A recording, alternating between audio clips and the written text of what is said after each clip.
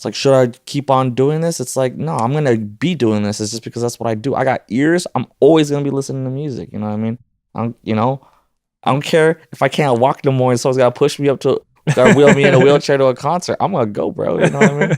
And that's something I've already like come to acceptance with too. You know, it's like I know I've had some, got some things like weighing me down, but it doesn't define me. Like becoming disabled, it's like I have a disease that I'm not winning against either. You know what I mean? It's,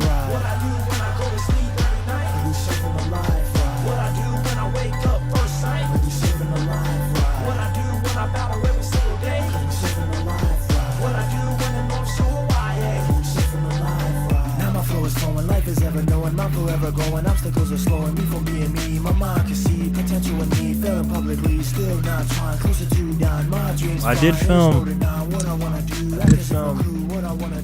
Neon Indian on when was that?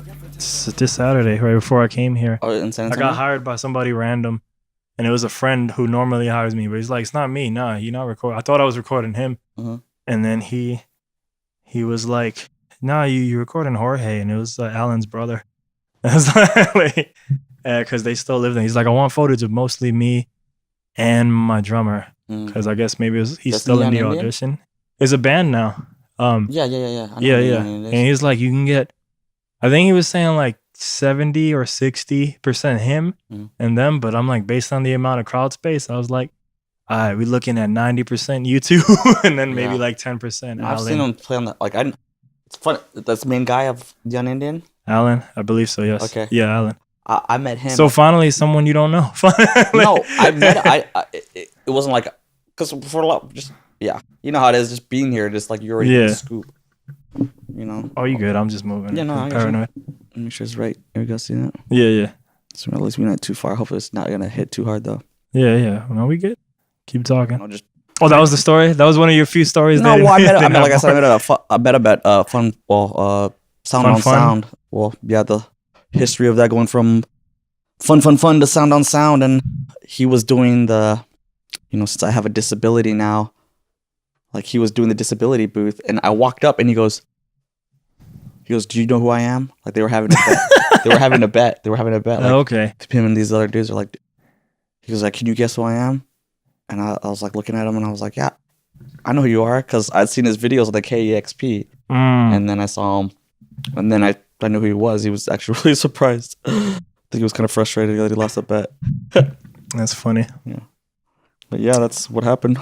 That's cool. But no, it was a good show. It was real good. That was my first exposure. I've always heard the name. I know people in the city that went to school with him. He's from San Antonio, or is he from I don't know how much time he spent there, but I think according to the wiki, I think he moved there at 5, so that's why San Antonio was always big on him, probably. And then his father was he was a pop star in like 70s, 80s for a minute too. Okay. I actually ended up talking to him the most, like of all the people. I'll talk to his father for a minute, and his father got to sing Luis Miguel that night, so he was happy. He was having fun. He's seeing like both his sons just performed a huge ass crowd at Paper Tiger. Yeah, man. That's like, that must be the shit. Of course, man. Yeah, man. I mean, seeing Texas come up with history as an artist is always important. Yeah, man. That's it. But overall, yeah, it was a fun night. I didn't expected to. I was like, I expected to shoot video for somebody, and it's like, oh, it's these guys. And then it's like a super small world, because I meet my homie Crass, right? And I actually know Crass, and Crass, we're talking, he's going through some things in life, so he's been reserved, because he had, it wasn't the best year for him.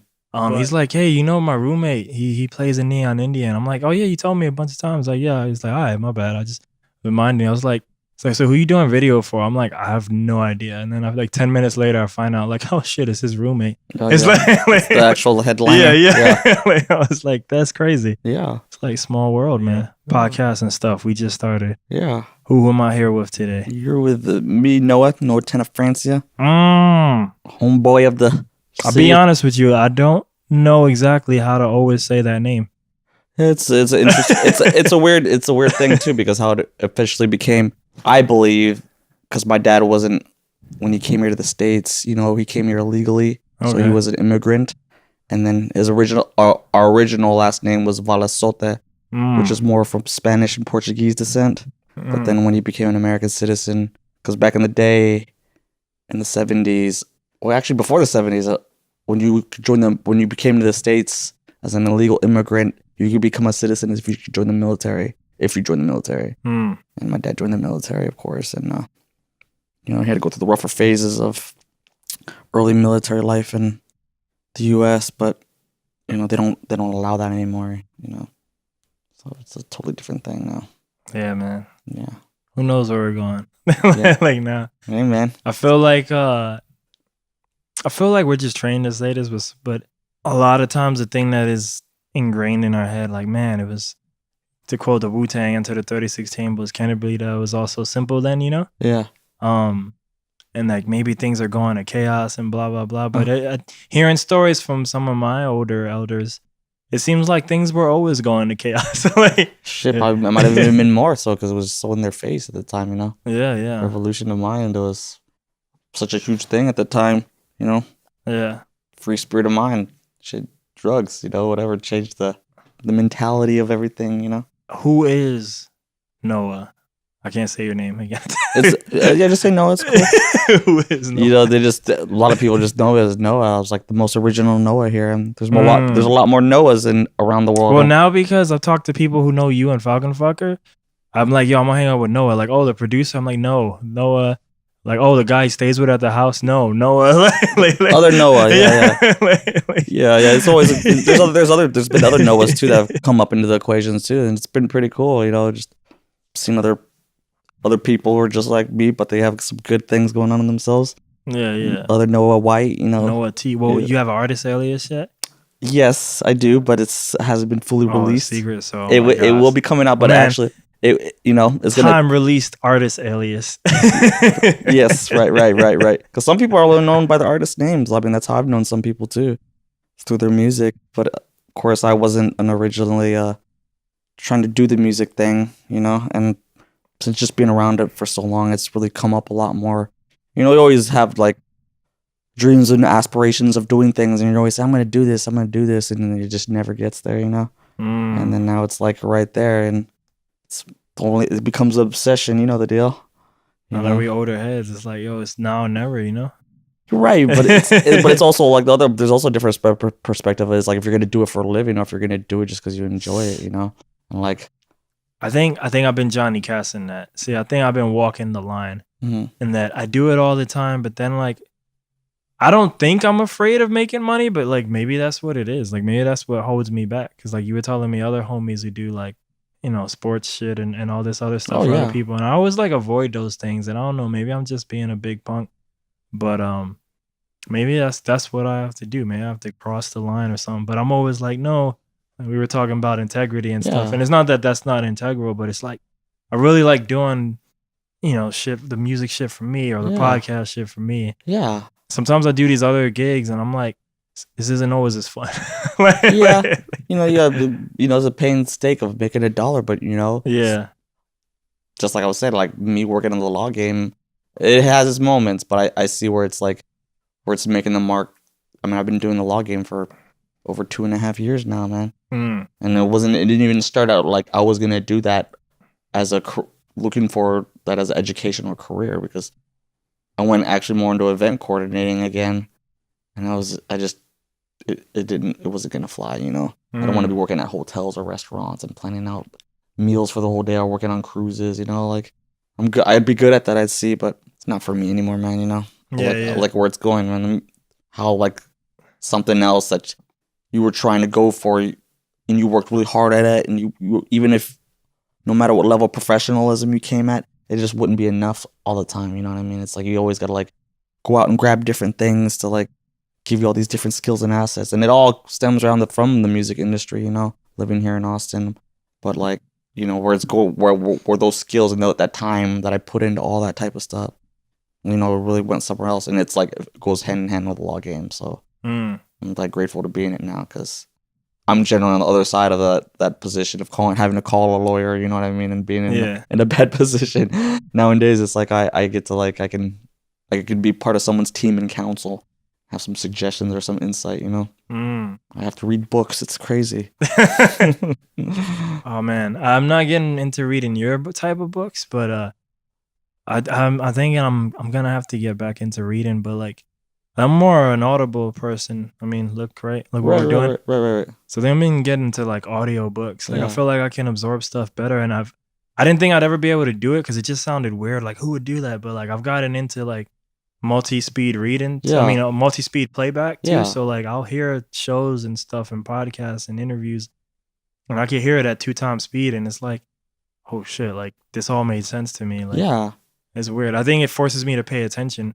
You know, the thing is, like, when you got to practice with different types of focuses, like, reading was one of those things for most people that I hear is, like, just, it's hard to do. It's like you can read something, you need... I wander off. That's a big problem. Absolutely. Yeah. Absolutely. That's what I'm talking about. Like, you can read something or you can do something, but it's like, you know, when I got locked up, like, the best thing to do was read books, you know what I mean? Yeah. So, like, I read the first 2 books of Game of Thrones and, like, really quickly, too, because, I mean, you learn to, of course, find enjoyment in it, but, of course, focus on to reading and actually being, like, enticed into a book or reading something. So that takes skill. I mean, when you open your instruction manual for a piece of equipment or gear, it's not like you're going to get into it or you get really focused onto it. I mean, you have to keep on, you know, the consistency and perseverance that makes differences, you know? Yeah. You're not just going to be able to make one song the first time you try to make it, you know what I mean? Sometimes you got to go through it 10, 20 different times and then it goes somewhere. Or it comes back around like years later when you work on it, you find it and then you're like, work on it later, you know? Yeah. That's kind of cool too, you know? Right. I don't even know because we might have tangented already. And that's what we do a lot here on this show. But did we get to address who Noah is? You know, just Austinite. And that's even a term. Austinite. That's even a hard term that's become less, meaningful or less, solidified, you know? When you come to a city that's 70% to 85% not Austin, you know, it's almost a different city than it was, you know? And of course, everybody's hear that and they know that, but, you know, everybody has their own perspective on that. I definitely have mine, you know? Is it going down? I wouldn't say it's necessarily going down. It's definitely taken a huge different turn. It's not the vibrant place it used to be. It's overcrowded, yeah. You know, like Austin wasn't ready for that. You know, this city was built by hippies, you know. Out of Texas, like Austin is definitely like one of the most, like, I guess more like liberal hippie type mentality cities, you know, most laid back, but like opened up so many different types of doors just because of that mentality and, you know, the welcomeness of it and then the niceness of how people were, you know, the music, Stevie Ray Vaughan, you know, those things evolved into a lot of different things, you know, led ways to like stuff that made history, like South by Southwest, which is very pinnacle for Austin, Texas, which has also changed a lot too, you know. But like I'm saying, as far as how much Austin has changed dramatically, yes, I'd say so. Yeah. Yeah, man. I feel like, and you know, there was a lot of actual things wrong with South by maybe recently, but I feel like once that car at Red River thing happened, I almost felt like that was the beginning of a lot of change for South by chain. And I was real lucky because me, Tomas, and all the crew. Yeah. It wasn't feedback. It was the old crew, the First Cast. I don't know if you've heard the name being around Tomas. First Cast Records. It was Tomas's whole thing. Oh, okay. So we teamed up with this other San Antonio crew that didn't even pay no money. So I mean, they didn't come off looking too good that day. But we took over the Eden Co-op. Right. So that's where I kind of meet Falcon Fucker. I think one of the first times. It was I got there late because I'm me, so I always get there late. But but essentially we ran that party. Punctually late. Yeah, we ran that party from like 12 p.m. to like 3 a.m. And dude, if we weren't doing that, like I don't know if I'd be in Red River, but I would have been in the mess. I would have been in somewhere on that whole South by heat. Anything can happen anytime. Yeah, I was like, that's crazy, dude. Yeah. Like, I mean, I wouldn't say that's the necessary. Pretty much by 2013, I think that's when South by was definitely becoming to a level where it's not going to be as like as vibrant and as life changing as it used to be. You know. Yeah. Like, man, you hear so many different amazing stories about people's experience of South by, and it's like so amazing that what that used to be, that's not going to happen because you'd think at a time in Austin when there's like more people, there's more money, that it would make something better. but that's not the case. You know what I mean? It's like there's more invested to it, and it's almost taken away from it. You know what I mean? So, and a lot also has changed because a lot of the original people who started South by, you know, they left. You know, that changes the vibe of it. You know, And the OGs are gone. I mean, the old South by gods. You know, legends. I mean, not no secret or anything. You know, Matt Sanzala's one of the biggest Texas legends in the game to any amount of booking. And if you're saying you're in the music entertainment industry, you don't know Matt Sanzala, then I mean, I'm not saying that you don't know anything, but Matt Sanzala is pretty damn legendary. You know, he's definitely one of the guys I would look up to for a very long time. You know, and just like earlier talking about history, it's important to know the history of places because history leads to legacy. You know, and like that's not as much apparent these days, which is kind of a pain in the ass. Of the Austin too, South by, it's not living what it was planned out to be. It's turning into something else. That reminds me. I hear you say that history thing. That just reminds me of kind of where hip hop went. another big controversy that we have here with Austin, Texas. Like, oh really? That's an Austin problem too. Absolutely. Oh wow. I mean, I came from some of the biggest hip hop promoters in Austin, Texas. Held down some of the best years for that. Of course, I come from a big hip hop background, but music altogether, it's a blessing to come from a place like Austin and just like, to come at times when like music is like almost like, like coming around like Woodstock, but it's like our era, and like that was what it was for us. And like, I think some of the kids these days are missing out on that, like they don't get the same experience that we got to have, but also they didn't come back from the same roots and traditions that we came from, like especially with hip hop. I don't disregard anybody because it's important to have an open mind, but like your history, and it should play a huge part of your integrity of your music. But if you're just following a formula that's like what everybody else is doing so they can get paid, it's like, like I guess that's good for a moment, but I don't mean if you look at like where some of us came from, like those guys live on for a legacy for a lifetime. It's heartbreaking to hear, like, of course, like Tribe Called Quest, Q-Tip, like, and you heard about him like flipping out because the Grammys thing. Yeah, man, it's like it's really. I mean, I feel for him. Of course, I probably wouldn't want to like get as mad as. I mean, shoot, he has every right to feel as mad as he is because I mean, God, they did a lot. I mean. I don't want to bring this up, but like it's hard to get like San Antonio has been having more better attendance at their hip hop events than Austin, Oh really? Yeah, absolutely. I don't know if you know MC Spy, No. He's he's an amazing dude, Moon Doctor, and oh, I know them. They do they do some production for him, and actually the Tony's younger brother, Jay Mundaka, Yeah, I've heard it. Oh, I've met man. him at the house, but he's amazing. I haven't really heard too many or any of his stuff except for what they showed me at the house. I'm pretty. That kid right there is gonna go places, man. You know what I mean? He's got other producers doing big things for him. I'm not even gonna go out there and say what, but even some of that stuff, I don't know if I was at freedom to say, but I think they'll be okay with that. I think they'll like it anyways too. But yeah. I mean, that kid is amazing. I mean, not to ride my own train. I've seen a lot of shows just like you, and I think when you see people with talent, like just like hip hop, it's like something you talk, that I'm talking about. But people when it's like when they're really good at it because you've been doing it for a long time and seeing it, and then you see people who just like do more than just turn heads. I've been at shows where it's like I've been the only person there and seen some pretty amazing. What is it? Sound checks. Some of the best sound checks. Like I could honestly say those are some of the best sound checks I've ever seen in my life. Yeah. Jesus. Who was the name you mentioned before Moon Doctor and the Clan? MC Spy. Who is that? San Antonio or? Yeah. San Antonio. And that's going on right now. And he's been going on. Jose Angel. He's been battling around too, man. He represents well, man. I think I mentioned a few mistakes I think I did in my career, but I think that was maybe one of the mistakes we did. And I think I didn't probably put us, once we got Tommy Wong, because we didn't always have Tommy Wong, but once I got Tommy Wong in my group, yeah, I probably should have pivoted hard to like being around the hip hop communities, and I think that was another mistake I might have did. So like at that point, and I would later join him. Like Tommy One was probably the beginning of the exit of his music career. Like he would do stuff for me, Yeah. but he was almost like at the turning point, and now he's kind of like the only way you're gonna get him to record it has to be like me bugging him or Yeah. another friend that he's Yeah. cool with. But I met a lot.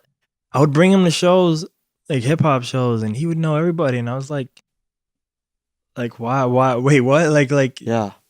it was like ridiculous. And like, or I would bring him to places to like, hey, you should probably rap at this thing, and he would rap there, and then he knew everybody even though no one knew he rapped, and I was like, dude, you know all these people, why are we not taking advantage of it? Right. But he was at this point he was at the way over. Yeah, he's right. And then if you hear the podcast with him, that was like my first real good one. Yeah. He kind of says like maybe one of his biggest regrets is he did hip hop because once he realized he was good at it, like it gave him this kind of like ego boost on stage. Yeah. And I think he started doing it more for that versus like to make it. Yeah, we all get high because we all want to do music. Like playing on stage is, I mean, I'm sure it's, I mean, I haven't even played on stage. I played music as a kid, but like performance and like being able to like catch people's attention and they're really focused to you and appreciate what you're doing. It's a high, man, you know? And like, of course you can live out in, of course, look at all our predecessors, our heroes. They did it their whole lives. I mean, that's what they did, you know? Yeah. I mean, you know, but once that becomes like something you do and you just like, you live on that and that's all you do. It's just like you do drugs so long, they don't do the same things they used to do. You live in your ego so long, you know, how high can you get off your ego, you know? It's like, I think, well, of course, we're older now, you know, like we've gone into different phases of it, but of course, I used to get high on my reputation too. Photographer, I did this, I did that, you know, I made hit, you know, whatever. It doesn't mean anything after a while, you know? Yeah. But I missed out on a lot. There's a podcast in San Antonio called New Illuminati Podcast. Yeah. I'll hear it every now and then when there's a person I know, but I'm like, all these people in San Antonio, I'm like, never heard of, just because I think I did a bad job connecting with the hip hop community, like the pure rappers. Not people crossing over into other genres, but just the pure rappers who kind of stay in the rap zone. Yeah. I'm like, man, who knew all this stuff was here at the time? You know, San Antonio's different. San Antonio's a different ballgame, man. Like, I mean, it's doing a lot better than Austin is doing. But even here in Austin, I mean, there's a lot of different communities of people who do stuff with other people. It's different bands. It's all a huge process of making a production for any type of music. Really, you know. Takes whole teams. I mean, not anybody knows what you do, you know? Yeah. You mentioned the attendance thing. I think part of that is because there's been a concentrated effort. I think in the last 2 years, you had I might butcher this history, but you had that whole, right, like that whole C3 rift where they become that other company. What are they called? Damn, I was hoping you know that. I'm not too sure. I mean, there's like other companies like, you know, Margin Walker. That thing, yeah. So like that, they got born recently, right? It's not. I don't think it's even really around anymore. You know, or yeah, it is, right? Don't they run Paper Tiger, or am I just confusing things? Is that because originally it was Transmissions and Margin Walker? That's what it was. I think it was Transmissions to Margin Walker. That's where it pivoted, right? Right. I'm just got all my names confused. No, it's all good. But yeah. So they went heavy with Paper Tiger. Live Nation with Aztec, you know? Yeah. And then the one that was always there, that big fancy one downtown, that it's kind of like a hall. That the name escapes me. It doesn't matter, but are you talking about the Nas played there? Moody Theater? No, that's for you guys. Nas played there. We don't have a Moody Theater. Nas played there in September. In San Antonio? Yeah, in fancier hall. It's like, you know what? Yeah, I remember. What is it? They had it. Who was gonna play there recently too? But either way, I was just saying like bigger shows. Is it his Aztec Hall? I think, right? No. Aztec is the Live Nation. But like just these companies in the last 2 years, like if you're a consumer, San Antonio has probably gotten really excited in the last 2 years. I don't know how much this benefits maybe like the local artists yet. Maybe in the future it will. Maybe they can open up for them, but yeah. In the short term right now, it's like if you're a consumer, life's kind of looking pretty nice. Like everybody's playing everywhere now. Right. People that would come only here and you had to drive an hour away, they're like, oh shit, now they're just downtown now, you know? But yeah, for us who still want to fight, I'm like, I don't know. Right. We're all trying to think of a strategy how we can get. But I look at my partners here who do the same thing here, and I'm like, damn, they live in the greatness that's Austin. That was one of the things I did say. My biggest Texas mistake might be never moving here, but that's just because I think quality of life here, and I just kind of love a lot of things here. Yeah. But when I look at my musician friends, I'm like the ones I'm actually friends with, not people who I know have made it, but I just know the name or I've met them once. The ones I'm actually friends, I'm like, damn, they look like they still struggling, just like I am. And it's like even with Austin, I'm like, that thing always scared me. That always kept me away. I'm like, yo, if they not even making it, like why am I gonna go there and not make it? Right. I mean, sometimes it's like at least it's not about all the money, you know. And sometimes we all got to think about different strategies to make our sales get success, you know. Fortunately, we all got to feed ourselves. It is a process to which way that it was, you know. But as it's the roughest truth that's ever been said. Every artist is starving. You know what I'm saying? So, man, starving artists. Yeah, you know how hard are we gonna have to work till that becomes something, or we can do something that's gonna suffice for a minute. I do. So how you got into this music? Do you start right away with promotions, or were you trying to do other things first? I mean, I was in high school, man. Like, jumped. I mean, I come from the rave era, you know. Like, and before high school, are you already an avid listener? Like, I've always been an avid listener. So yeah, what does that? It was like the first album that kind of like just like blew you away, and like I fucking love music, you know. like in Austin, like of course, like we come from a different type of like I guess the late to mid 90s in general, just like the DJ thing, and then record stores, you had to buy vinyl, you didn't have MP3. Napster just came out when we were in high school, you know what I mean? So like you had to go out and buy records, or you had to be really good, and like the internet was coming up. I was on the really good and internet you were already ordering your records in, like, yeah, or you just had a good connect on that. But the Alien Records is a place here that everybody still talks about to this day. Alien Records is legendary here, and man, just going up in there and just grabbing random stuff was like life changing, you know. But I think like the label that stuck out to me the most, like Stone's Throw, of course, and Ninja Tunes. Like I grabbed I grabbed a Ninja Tunes record, and I just heard Ninja Tunes Zen Cuts, and I was like, that just sounds cool. And to this day, that album still is like one of my favorites. Yeah. Of course, it's pretty legendary too. But yeah, it's definitely like the mentality of that type of music definitely started to change the way like how I was growing and listening to music. But also like when it goes like also from like mainstreamism to like hip hop. I remember I had a Dodge Intrepid and I was in high school, and I had a tape deck in my car, and I didn't even want to have this tape deck. Yeah. And I was like already trying to get the CD player, but my homeboy had tapes, you know what I mean? And he'd record his records, and he'd record all this underground hip hop, and he'd play me all this garage underground hip hop, and I would be like, what is this garbage you're playing, bro? And then I started listening to it more, and I found myself at an underground hip hop show, and I still wish I had those tapes even to this day, man.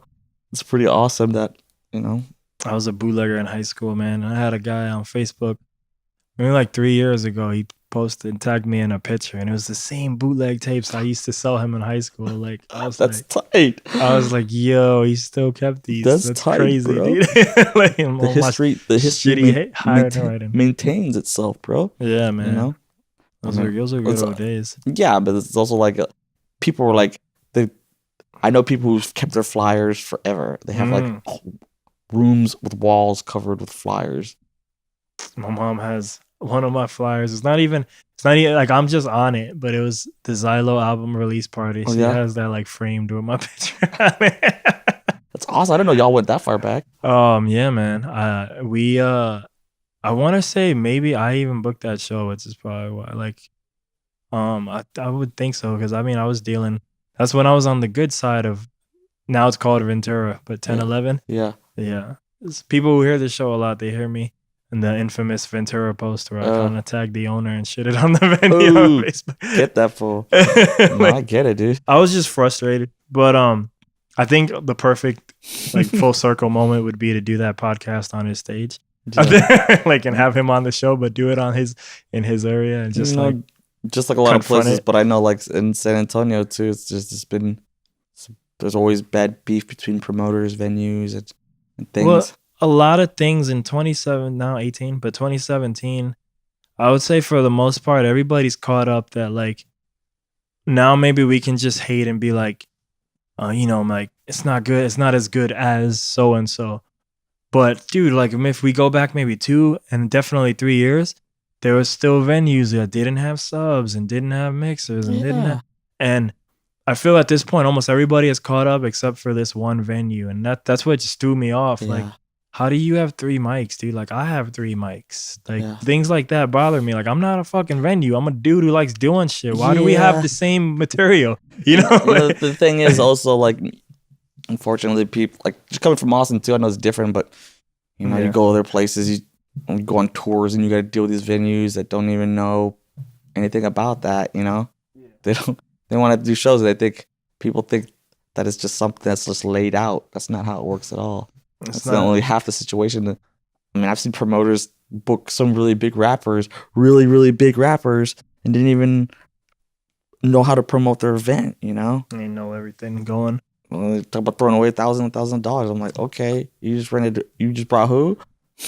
I don't know. I got spoiled. Like even though I started playing in San Antonio, I got spoiled by this town. Yeah, because I would come here, and even that same Eden House show, or no. Okay, so that day we were in charge of the venue, that same Eden House show, but there was another time I played like as a guest, and I guess they were running it, the people who lived there. Mm-hmm. And they like approached me like they're a professional staff. They had lights in their damn living room, and they're like, "Oh, you electronic, right? So you probably want sub." And they literally go behind the couch and they bring out a sub for me, and I'm like, they didn't let me set up nothing except for like my computers and stuff, like my gear. Eden House? Because they did everything for me, yeah. And I was like, here in Austin? Yeah. I don't know if it's like that now. This is not. This is the same year that accident. Oh, this is maybe a year after that. Okay. Yeah. Okay. But I was like, yo, like this house is like much better than almost like more than half of the San Antonio venues. Like it's not the case no more now. But I'm just saying at that point in time, I was like, why wouldn't I be angry? I'm like, you guys are professionals and these are fucking college kids or whatever, they're kicking your ass right now. Right. Like, so some people got more money and they have more money. They talk all this stuff. They got no supplies. They don't have no resources. It's just like, look, I don't know their finances, but it's just experience. Like, it just, it feels like me being a guy who goes there, it just seems like maybe they don't just reinvest in their facilities. That's what it appears to be. Again, I don't know their finances, but when it takes that long to catch up, that's what it seems to be the case. The venue game is a hard one. I've been on as far as the business side of like events and music and the entertainment industry. It's like being a person who's a customer who's going to be just investing to an event they're doing, and then as far as like a venue that brings in the talent and decides what's gonna the whole process of the business. It's 2 different totally mindsets. And running a venue, I don't think I'll ever get back into that again. It's really tough. I didn't run it, but I was. I'm glad I got to experience all that stuff. Right. We done. It's the same way. Like I've kind of, you saw my DJ sets, but I mean on the YouTubes, but I'm not necessarily interested in playing any more live real shows. I'm down to play people's kitchens, but I mean like with a camera, but I mean like that might be it. And that's only because like those are homies, it wasn't just random Joe asking me to play his kitchen. I mean the podcast thing and yours especially have been like awesome for me, man. I mean I've been doing them too, and that's what I think I want to try to get in a bit more just because it's more exclusive, boiler rooms, mentality. Yeah, that's what he was aiming for. Yeah, boiler. I mean, it's great, man. It's not like you have to have a big audience for it. It's like you can watch that performance if it's that good to keep. I mean, I watched all your homies play on that. Yeah, everybody was good. It was a fun night. Yeah, San Antonio represent well. And the only reason he does that at his house. Who? Aaron's homie is Josh. He's my homie too. Okay. But the only reason he does that at his house because he got shafted in his own way. Like he had he been here, he probably would have fit in right in perfect with Shark Week, the Jesus Twins, all them, Yeah. He would have fit in perfect with them. Because he still kind of plays in that style, that vein of music. Yeah. But he just kind of got shunned by the whole entire real community to the point that now he's trying to, maybe in this new year, he's trying to get back into playing venues, but he got turned down so much that he just plays. He'll just open up his house and turn it into a venue at times, or he'll, take like a gallery and turn it into a venue for a night. But like he does alternative stuff because the real venues have shitted on him so much that he just doesn't even want to deal with it anymore. It's hard. It's hard here too. Yeah. It's hard. Like Austin's got all these venues and there's all this opportunity you think you get out of it, but it's like it's becoming less. I mean, you have to fight in line to like coordinate events. Everyone wants to do something, and then there's like all these people and there's all this stuff, and like you can have everything covered, you still won't get it. You know what I mean? Yeah, man. I mean, I've got some good stuff in, but I've also had some battles too. I mean, New Year's I heard was tough this year, and then it got cold. When you were there, I was super surprised because I was like, has Feedback done a New Year's event before? You know what? To be honest with you, I think this was a really good one. Yeah. I also think that with this event, I wasn't even about to go because usually during dealing with downtown and New Year stuff is like a big no in Austin, man. But it was so smooth, and I actually think the cold kept less people out. That might have been it. It was easy for me. Maybe I got there early because he was playing, so I got to get there like maybe 9 or before 9. Yeah. And we left before 2 because Tomas again, because he's sick, Yeah. So like it was easy. That shit was like a joke. It might as well have just been a normal Sunday for me. Right. But maybe that was because of the code, to be honest, because that shit was that's not. I mean, it was easy to get out, but it's still a bit to deal with. But if you're leaving at 2, to be honest with you, even leaving, that we saw so much chaos leaving too, man. Oh, especially that till 2 a.m. out. You might as well just hang out for another hour. We hung out for another 30. We had to load up, but it was horrible, man. Seeing people puke out their cars. Oh, for sure. Oh man, you ain't ready for Austin, some of y'all. You know what I mean? Yeah, man. But I mean, I think the code helped a lot. Had it not been cold, like, because one code, it was real cold. So, like, that shit was cold. Right. And then 2, it's Texas. Yeah. So, it's like 2 times as cold for most of these people. We ain't used to that. No deal. I mean, if all of a sudden it was 26 degrees, that hadn't happened in a long time. Yeah, and it's snowing. Like, people seeing miracles and twice a year. Twice. Yeah, people, like, that's like twice in like 2 or 3 weeks. People miracle, seeing miracles. Once. They probably all stayed home. Like the end of the world's coming at midnight. Like 2018's the end. Texas been getting actually as good as far as the climates too. Like we've been getting better water than a lot of other states and cities too. San Antonio has the limestone issue though. San Antonio is different. As far as Texas getting good rainwater. Yeah. California has been suffering on getting water for themselves. Yeah, they got fire problems. And they got fire problems, man. That's horrible, man. That is. That's too bad. As being an outsider, no fire. As being an outsider who doesn't know enough about like LA, like I've only spent like a couple of weeks there. I see that shit kind of scares me. I'm like, fuck, am I gonna like burn or something like that? Yeah. Because especially, you saw that Facebook video with the highways with the fire. That shit looks like some movie shit, dude. My brother's a firefighter, so we've had some bad forest fires here. Yeah, like it's dry out in Texas too. I mean, we get, even to the fact that we had good water.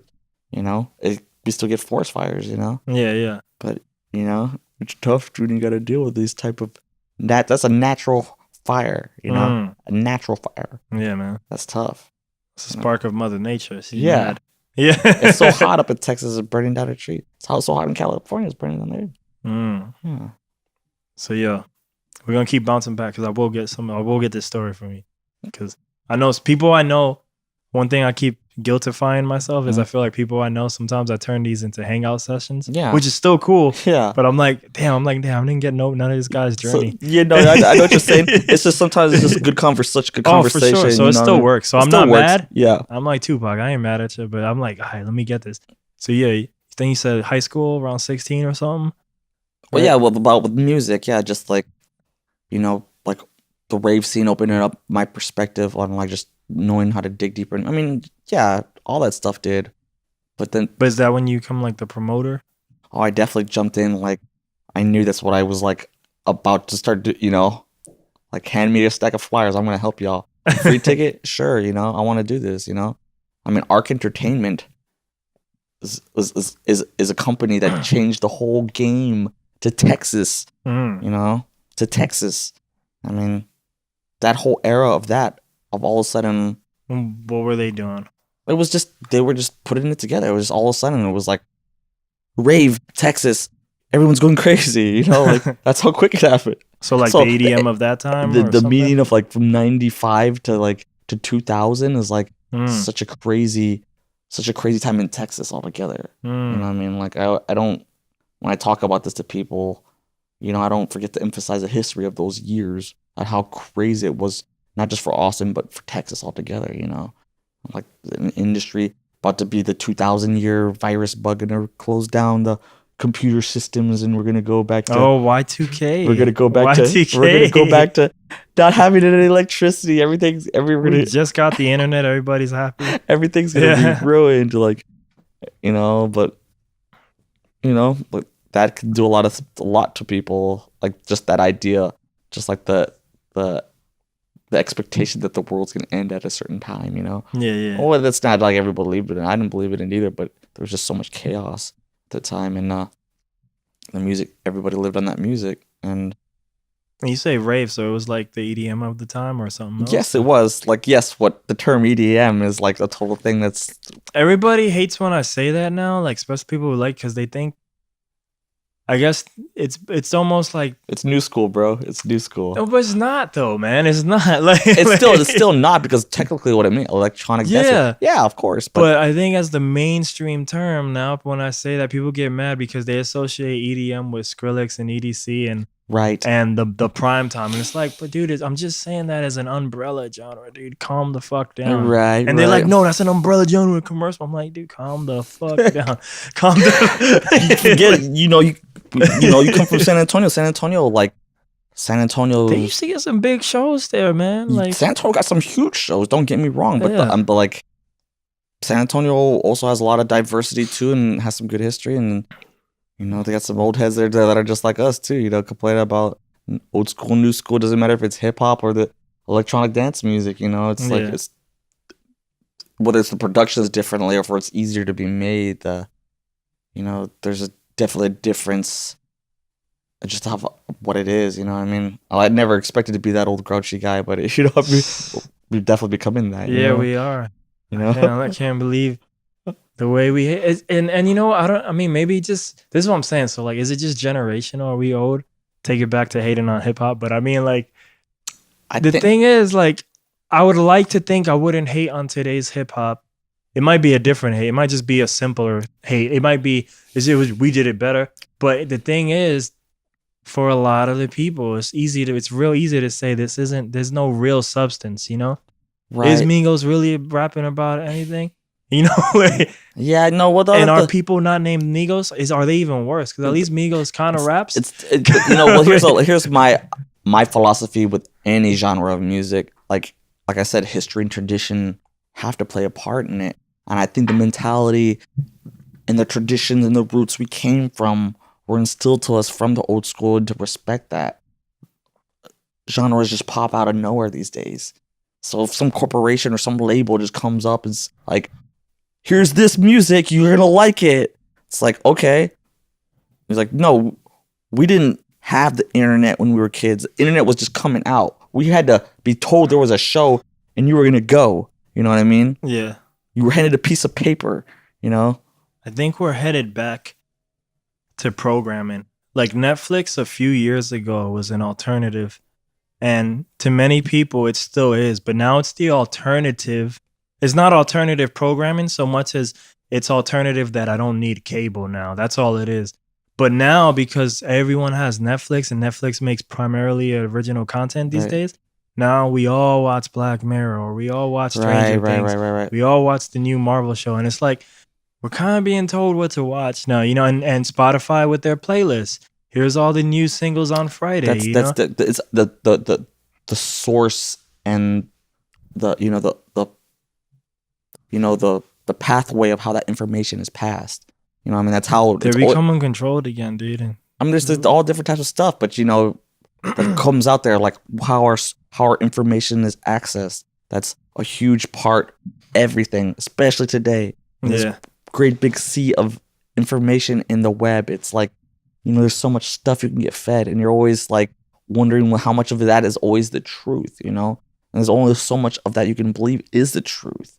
I mean, God, there's so much bad shit happening everywhere. I mean, fuck, you watch shit, you hear shit, and you see this shit, and you're like, what's the real reason behind that? You know,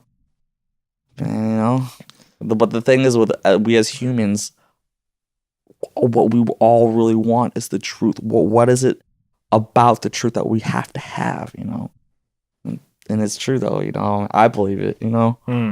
You know, you don't want half the truth. You want the whole truth. And you love me, girl, or not. You love me, girl, or not. I love you, baby. No, you don't. No. You drive me crazy. I know That's the a truth. Black Rob song. I know the truth. I'm out. Don't play games with us, girls. That's basically what he's saying. But anyway. 2018.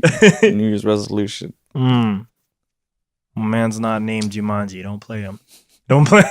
Not no games here. Yo, and tell me one show, Arc Entertainment, that was legendary. Dude. Just one artist or one rave. I mean, Airport 2, even Airport 1 was good, but Airport 2, for me, I mean, just like I'm saying, like the raves all of a sudden, there's just a rave all of a sudden in Texas. The police didn't even know what was going on. That's when they started having rules and regulations on these things for the entertainment industry. Yeah. You know? There's a whole new accesses and processes, like how governments put bans and limitation and standards, and there has to be, you know, a process to everything, you know. I mean, and like when that came up, they weren't ready for that, you know. And it was just like this huge city, and then a bunch of kids just popping up, bunch of people popping up somewhere, and music blasting at 100,000 million watts, you know, like you can just hear the bass coming out from somewhere, and you're just like, where's that? What's that? And it's like a carnival of stages and people playing shows, you know, a mesh between underground, because we come from the underground too, you know what I mean, like underground and like mainstream, you know, electronic music, techno, whatever, you know, all that stuff. It's changed my life still to this day, you know, like just found out about it and wanted to do just wanted to be there, you know. That's why music's so beautiful, you know. You can be at one place at one time. I mean, you can talk about it, but if you were there and you saw it, and it changed your life, you know it. You know and I mean? I've been bad about this because, you know, sometimes I can be shy to new people, but you get that shared communal experience too. Yeah, dude, with all those people. Absolutely, dude. We are definitely a different breed here in Texas. You know, just because, you know, since we brought that up, you know, Texas is, to do the things that we've had to do here is different from any other place, but Texas has definitely made a play on lots of types of music. Oh yeah, they help in the end. I mean, now this is, you know, I say our, but I mean, you know, I'm also from the Bronx, but I'm like, this is definitely the South's time. like Atlanta primarily, but Houston was before Atlanta, you know. They had their little spotlight. It's just Atlanta ended up kind of stealing all of it, you know. Atlanta's just another big hub for, you know, very much a growing, you know, advancing city too, you know. Yeah, especially that's what they got theirs right now. Houston's definitely, of course, I mean, still one of the third largest city in the nation, you know. Houston's a whole different breed. I'm speaking of Houston, day for night. Beautiful, you know, like. Yo, from year one, that kind of became a festival you must pay attention to. Man, the way it was brought up, you know, I mean, it's amazing, you know, like just the history of that. Because like people who made day for night, you know, when you've been doing events for so long, especially with festivals eventually like lose their integrity, you know, like they become less about the experience and more about the corporations that helped them build it, you know what I mean? Yeah. And those people who built day for night were not about that, you know. And what they've created is something that's given the identity of Houston to that. Like Austin will never have that, you know. That's painful.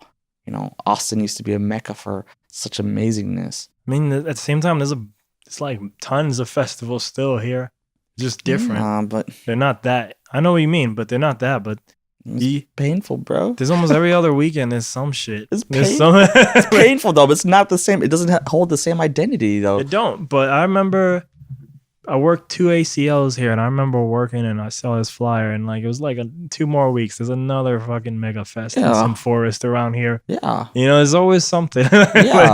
Sometimes like those things are like they're the best when they're the most not known, and what it turns into. That's what I'm saying. The evolution of a machine and a corporation when that. I mean, there's nothing wrong that has to in some type of level, but the integrity of that event should always have the same experience. I had the same experience from the previous year for Day for Night that I had this year. Yeah. Well, sorry. Now it's 2018. Yeah, But yeah. the one prior to the year. No, I got you. Yeah. It was ridiculously amazing. I mean, like, fuck. It's very weird because I feel like right off the bat, I guess a lot of people would say year 2 is definitely an increase for sure. Mm-hmm. But you can almost argue it's like right off the bat, they kind of start off here. So it's like this little hybrid of like, it ain't like they doing underground shit, but they're almost like able to, even though I haven't been there firsthand, just from seeing the lineup choices and the clips, they're still able to remain integral, which is like really weird for now, like watching that. Because they get these kind of critical artists instead of just like, here's 45, like headliners. And there's still headliners there too. Like if you like EDM and shit, like they had Nina Kravitz and that woman's a beast. Yeah, she was. She was. She and I heard her show was beast because she was in the middle. Like, dude, their stage design was amazing. Yeah, that was amazing, man. That yellow stage was because it was just like a stage right in the middle, and everybody could just walk around it. Badass. And it has speakers, all these cool lights. Yeah, dude. It's the way they designed it too. They really get the creativeness of all different types of artists to create something. You know what I mean? I mean, that's a blessing, man. I mean, I got put on at the last minute to help them do the market, to do marketing here in Austin. And they took care of me. It's for what I also hear, because I'm not allowed to say it, as I heard they have a very small team. This is what they put out there and they put together.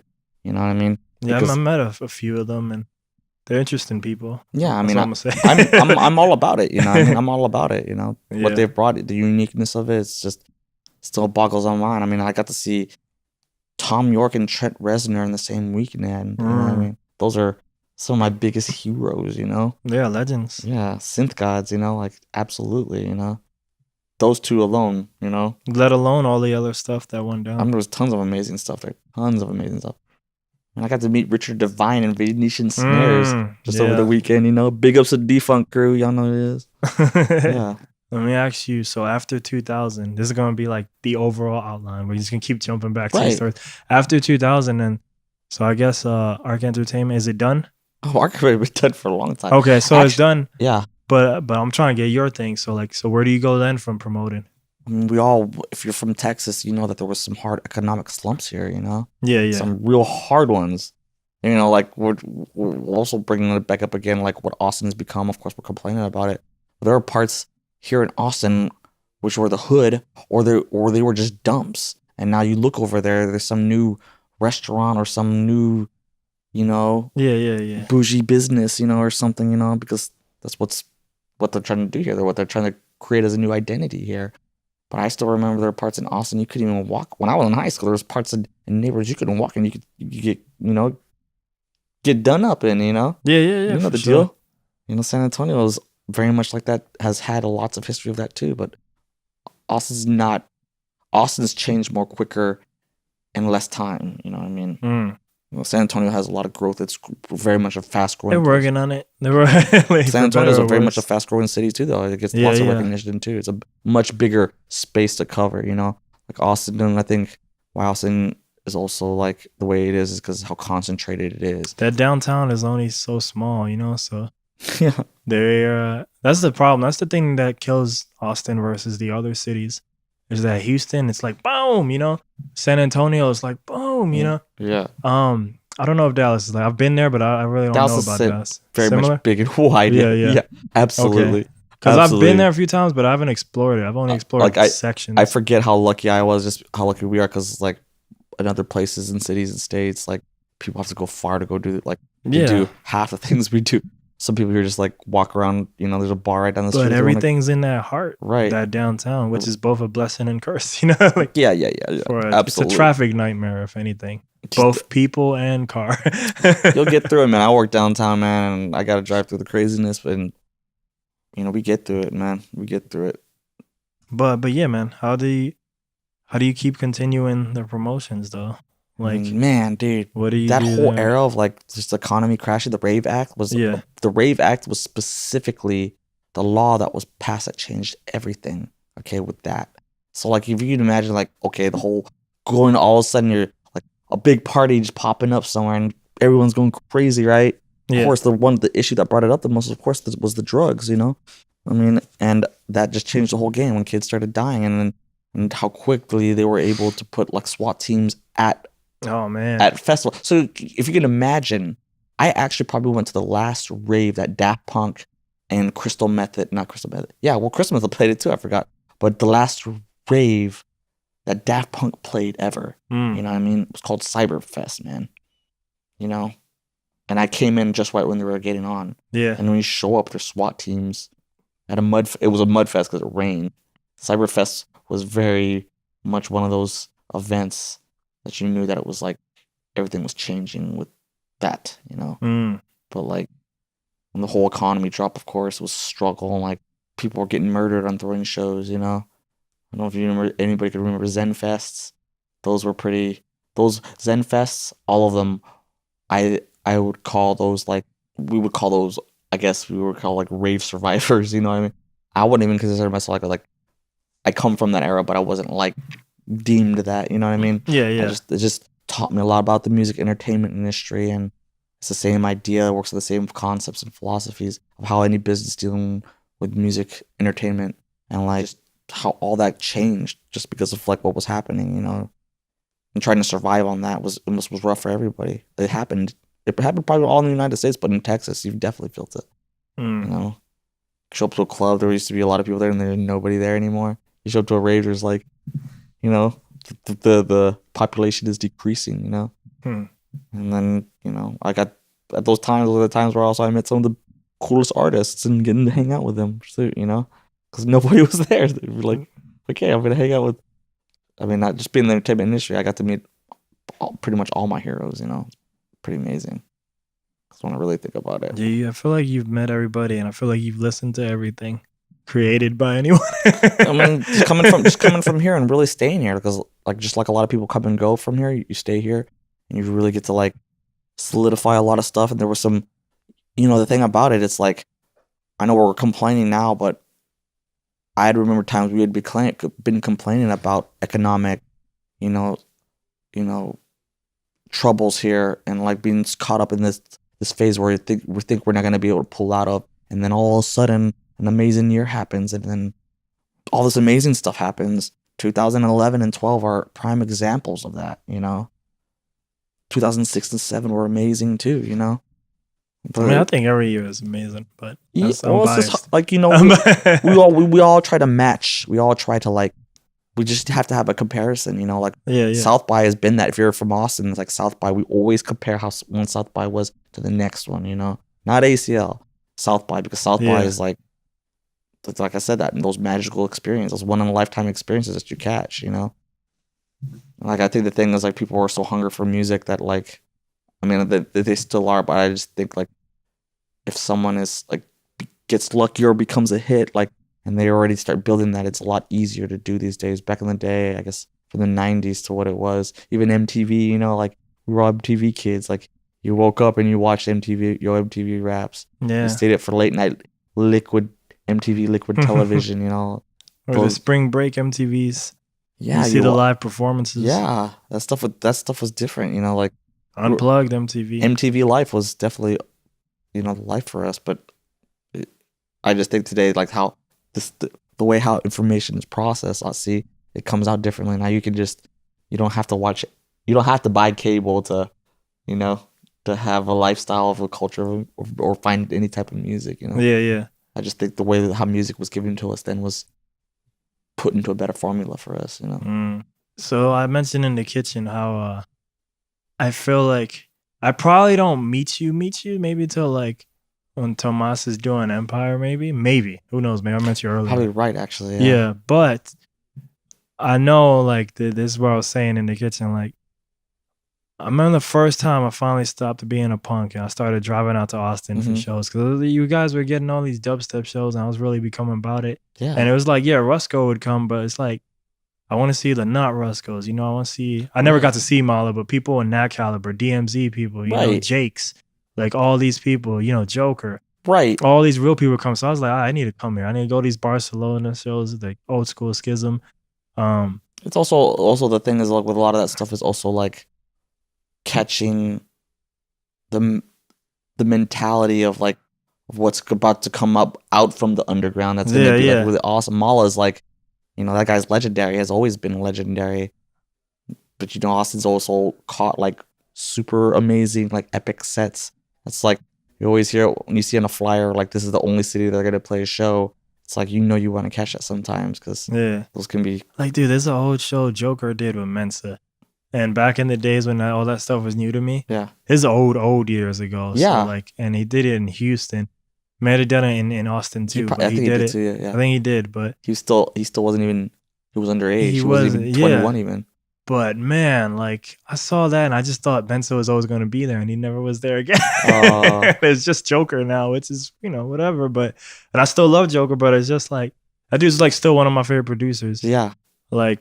I won't say what I was gonna say something, but like it may incriminate me musically. But anyway, I get it. But the other part is there's like just so many amazing artists that come and go, and like it always sucks when just one disappears. All of a sudden, you don't know what happens. I did. You know what? Like I always make fun of like cover bands and stuff. Like lightly. Because I'm like it's cover bands, but like the only like tribute set I've ever done. Was a Joker. We did a whole Joker night in like High Tones in San Antonio. Yeah, dude, that shit is on film somewhere with the proper audio that has not been released. I need to put it out. Yeah, it was me, Tommy Wong, and Matt, and nobody was there except like a handful of people. Yeah, but I'm like, I got that shit on some type of not even a good camera, but it's on camera. So I'm like, I need to find that. Yeah, put that dude. out. I get it. I totally get it. I even tagged him, because I was friends with his real account on Facebook. I even tagged, not that he fucking knows. Last time he came to town, man, like it's crazy because when I first met him, he was really quiet. But last time he came to town, he was like really approachable and it's really cool. It wasn't a big turnout either, but it was. Yeah. And when I saw it, I mean that dude's amazing, man. He makes some really good stuff, man. I still love that dude. I follow him. I comment on all his Instagram shit all the time. He's a good dude. He's a cool dude. He really is. He's down to earth dude. But I was mentioning that because I was like. And then like certain South bys before, again, I knew all these people and I would come and I was like, yo, who is this kid? And I swear he used to wear a backpack like all the time back then. Yeah. And like I was saying, I was like jealous because I was like, who the fuck this kid think he is? It was at every fucking show. He's always up front everywhere, like yeah, it's just all jealous. People just knew that I was at events. So it's special, we also have to remember like before like you were going wild too. Yeah, of course. Before the Facebook era, before all the internet, and I had my phase of course, living stardom, back and forth, and my ego eating me a lot, got me in a lot of trouble, man. I mean, that's the truth, like the one person who got me in the most trouble wasn't anybody else but myself, and the man in the mirror. I mean, you're gonna find yourself in there, man. You get all locked up. You got a lot of time to think about something because you're gonna think about it. Deadass, I say that all the time about myself. That like, yo, man, like.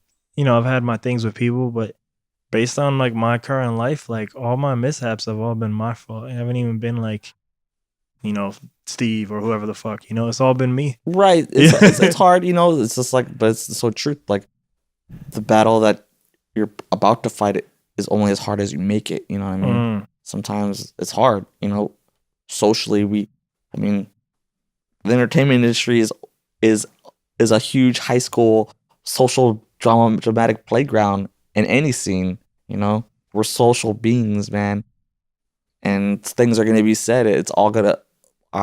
Nowadays I try not to cause up drama and stuff like that, but you're gonna get into it. It's gonna happen. Yeah, you come out here, you think you're just gonna go to shows and not make friends? Okay, I don't believe that. From anybody. I think for a long time that was the way for me, just because like, I always say like, man, Texas. And primarily San Antonio, like that my life hasn't been the best there, but at the very least it helped me come out of my shell. Yeah. Because man, New York Abe wasn't gonna talk to you for shit. And it wasn't even like I was a bad guy. Yeah. But it's just like that's not a whole what different I do. beast though. Yeah, these first years here, people started saying hi to me, and like I was like, I wouldn't say it externally, but inside I'm like, what the fuck you doing saying hi to me? And it's weird. It's like that New York mentality is different, bro. Yeah, it's not even like an anger out of hate. It's just a natural anger. That's how they do it, man. It's like I don't know how to not be angry. Like oh man, yeah. I know that. I know personally that myself because I did so many shows, and especially dealing, with a lot of hip hop. New York mentality is what they called it. Yeah. And they were just like, sometimes you just, the artist you meet, because you try to be nice, you're excited, you're about to meet some legendary rapper you've always wanted to meet. Yeah. Yeah. A lot of hip hop comes from New York, okay? Yeah. Yeah. Especially for me, some legend from whatever, you know what I Yeah. mean? Yeah. Especially for the era we came from. And sometimes you get to meet them, and then they're just like this, you know, very straightforward and rude. It's the New York mentality, though. That's how I was told. So later on, eventually, especially when I was at a big rap New show, York state of mind. I would just be cool about it, you know, like, you know, just say hi, meet the artist. It's kind of hard sometimes, though, you know. Some of these rappers are super huge, and they're not as cool as you think sometimes. Oh no, I know. I know. Like, how do you become this guy where the people call you, where the ghost faces people called you, or I mean, you just made enough appearances, and, you know, like, there were some really good years from 2006 and 7 and 8, you know, doing a lot of the stuff for, you know, you can remember companies like Vader Magazine or Scion or Cornerstone Marketing, you know, was primarily the one. yeah, And they would just have lots of access to different types of stuff. And if you got in good with them, and then you had the possibility to, like, you know, put all these different markets and work with all these new labels that were going to be up and coming, you know, and it was pretty pinnacle for a lot, you know. I'm going to say a name out there, you know, hopefully it doesn't get me in any trouble, but, you know, Richard Henry was a very pinnacle person for a lot of that too, you know. Because of Richard Henry, I met a lot of artists, but the one that was the most, like, changing was Mike Realm. I don't know if you're familiar with Mike Realm. no. Mike Realm was basically like, you know, he's an amazing turntablist. He was basically brought in by the Invisible Scratch Pickles, you know, and then when the DVD turntables were coming up, Yeah. when that whole thing was coming up, video DJing, his video DJ sets were, man, life-changing and amazing, man. Yeah. Like, they still are. I mean, even if you did use the same technology, they don't use the same DVD turntable anymore. Yeah. They can do it through the Serato, but those sets were amazing, man. God, that dude was so awesome, man. He was definitely like shooting a video with him on stage, and he had all this awesome technology. When all that technology is coming up, Yeah. you could just see, you know, just like the story you're talking about, like seeing me on stage shooting the shows all the time, like. That was definitely a pretty amazing moment. I still have some of those videos somewhere. I think my friends have them too, but Mike Realm was on tour with Del the Funky Homo Sapien, and that's how I also became friends with Del as well. I think my only interaction with Del is he was playing this very weird. This is not the usual venue. Yeah. Can't even remember what it's called because it's not even that type of venue anymore. It got shut down and reopened like many places do, you know? Here in San Antonio? San Antonio, Okay. yeah. But it was in like at the north side, which is like rare. But he was playing, and my homie's band got to open up. Yeah. And man, they were like a real like R&B jazz band. That still kind of exists in LA now because the main heads moved to LA. Okay. But yeah, it was just funny because it's like Del, and then you got this R&B jazz act like opening up for them. Yeah. And we met him for like a brief second, but like it was not enough to even be like, "Hey, he's cool, not cool." Yeah, you yeah, know? yeah. like, Yes, he came in for the sound check, like blah blah blah. Hey, this works, cool, and he just bounced out. right. He's a pretty simple, nice guy too. Yeah. He shook his head hi, you know. He's cool to meet people and stuff. Yeah. He's not like overly like come kick it, super kick it type guy, you know. Yeah. Yeah. That was cool. May I ask, and you don't have to because I know some people don't want to talk about their things, but Yeah. may I ask what happened with the leg? Okay, my condition. Yeah. Okay, you know. Because by the time I know you, this is how I know you. Well, this is how it's getting kind of, well, you know, how everything builds up, and, you know, the story evolves a little bit more too. You know, like, it's funny how in my life now that like I'm like pursuing even just to play music, you know, I mean, it's great. It's such a blessing. But like, you know, my condition, like I started to get diagnosed with a condition, and it's very rare muscular degenerate disease. It's not like any of us plan to have a disease, but, you know, like I was also going through another, like, how you could say a success, or just living an amazing time where like setting up shows, and Austin was at a super big peak, you know, and like being a part of that movement, but at the same time like being diagnosed with a disease and like going through another economic depression again, you know what I mean? And then falling down to this disease. And it's like, it's hard to accept for me. It's hard for me to talk about, but the more I talk about it, the more I deal with it, the more I'm able to accept it. Because when you're the type of guy I was walking from one corner of the city to the other, to run and set up shows. Yeah. And now I'm not like, that's not anywhere on the agenda these days. I mean, I'll still show up to shows, but it's like, I need a team just to take care of me these days, Yeah, that's why, like, when I first meet you, I was like, I think in my head I was putting it together, but I was like, this can't be the same guy. Yeah. Because I meet you once this is happening to you, Yeah. versus like that image in my head of like the backpack kid. Right. Like, We'd be always carrying cameras and like yeah, running you around just setting going shows. ham, dude. Yeah, yeah. You're like, so I was like, this can't be the same kid. But then after I know you a little bit more, I'm like, this is him. Yeah, this is him. I mean, that's the thing. Like, of course, everyone's been like, I've seen you everywhere, shows, and that's a blessing because I have worked hard in this state and in this industry, primarily just for the music, and within the music, there's not money about it, but when you're by yourself and like you have time and like you can really get in that zone of just listening to music, it's such a beautiful thing, and that's all I've lived for is music. A lot of people say like, they're about the music, but like, how much about the music are? I mean, do you live? Yeah. Do you really live? Do you wake up, you throw a record on your turntable to like start your day out? Like, I used to do that stuff. I mean, I still do that stuff, I sometimes, damn, dude, sometimes I do want to ask you this question, but like sometimes I'm like, I wonder, like, do I even love music no more? But then I look at all the crap I'm doing, I'm like, I guess I do, but man, sometimes I wonder. Yeah, it's just hard. It's just hard to get those motivational points where like when you have ideas you're making for music, you're building on history with it, or it's like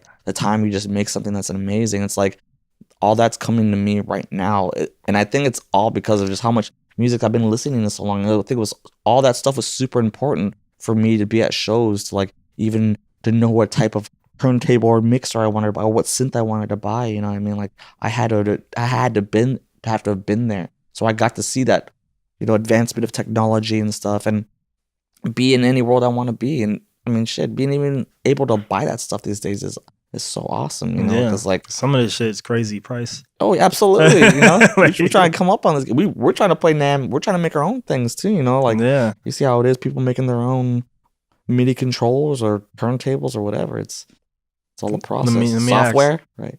You mentioned in the life given. Yeah. Dude, talking to you over the years, like I already know the answer to this, but I just want to ask because you'll probably expand on it. Yeah. As someone who has given so much of his life to various facets of music, yeah.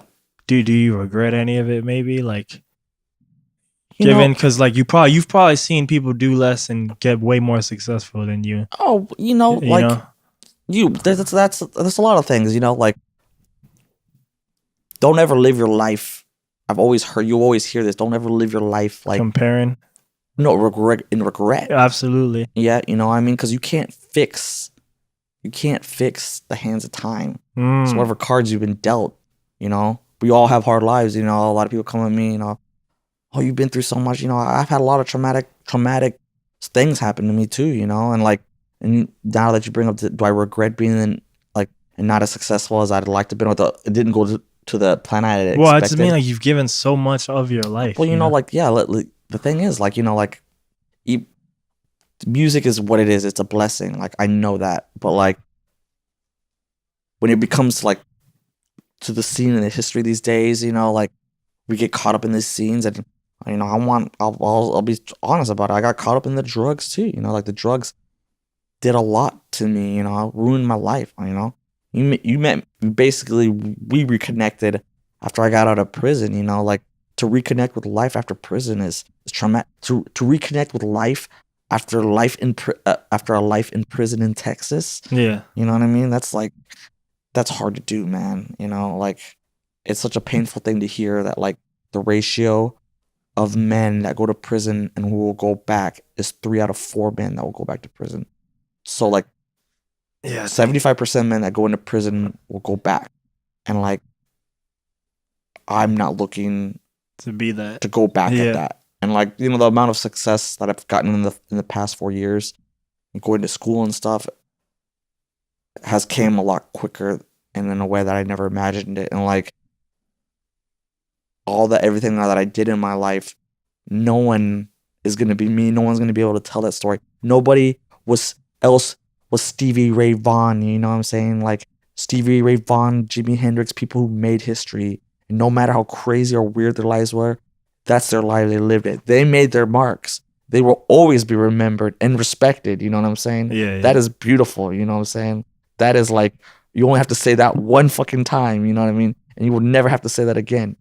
And like bringing up Stevie Ray Vaughan for him in Austin, Texas. You know what I mean? It's such a beautiful thing together too. You know what I mean?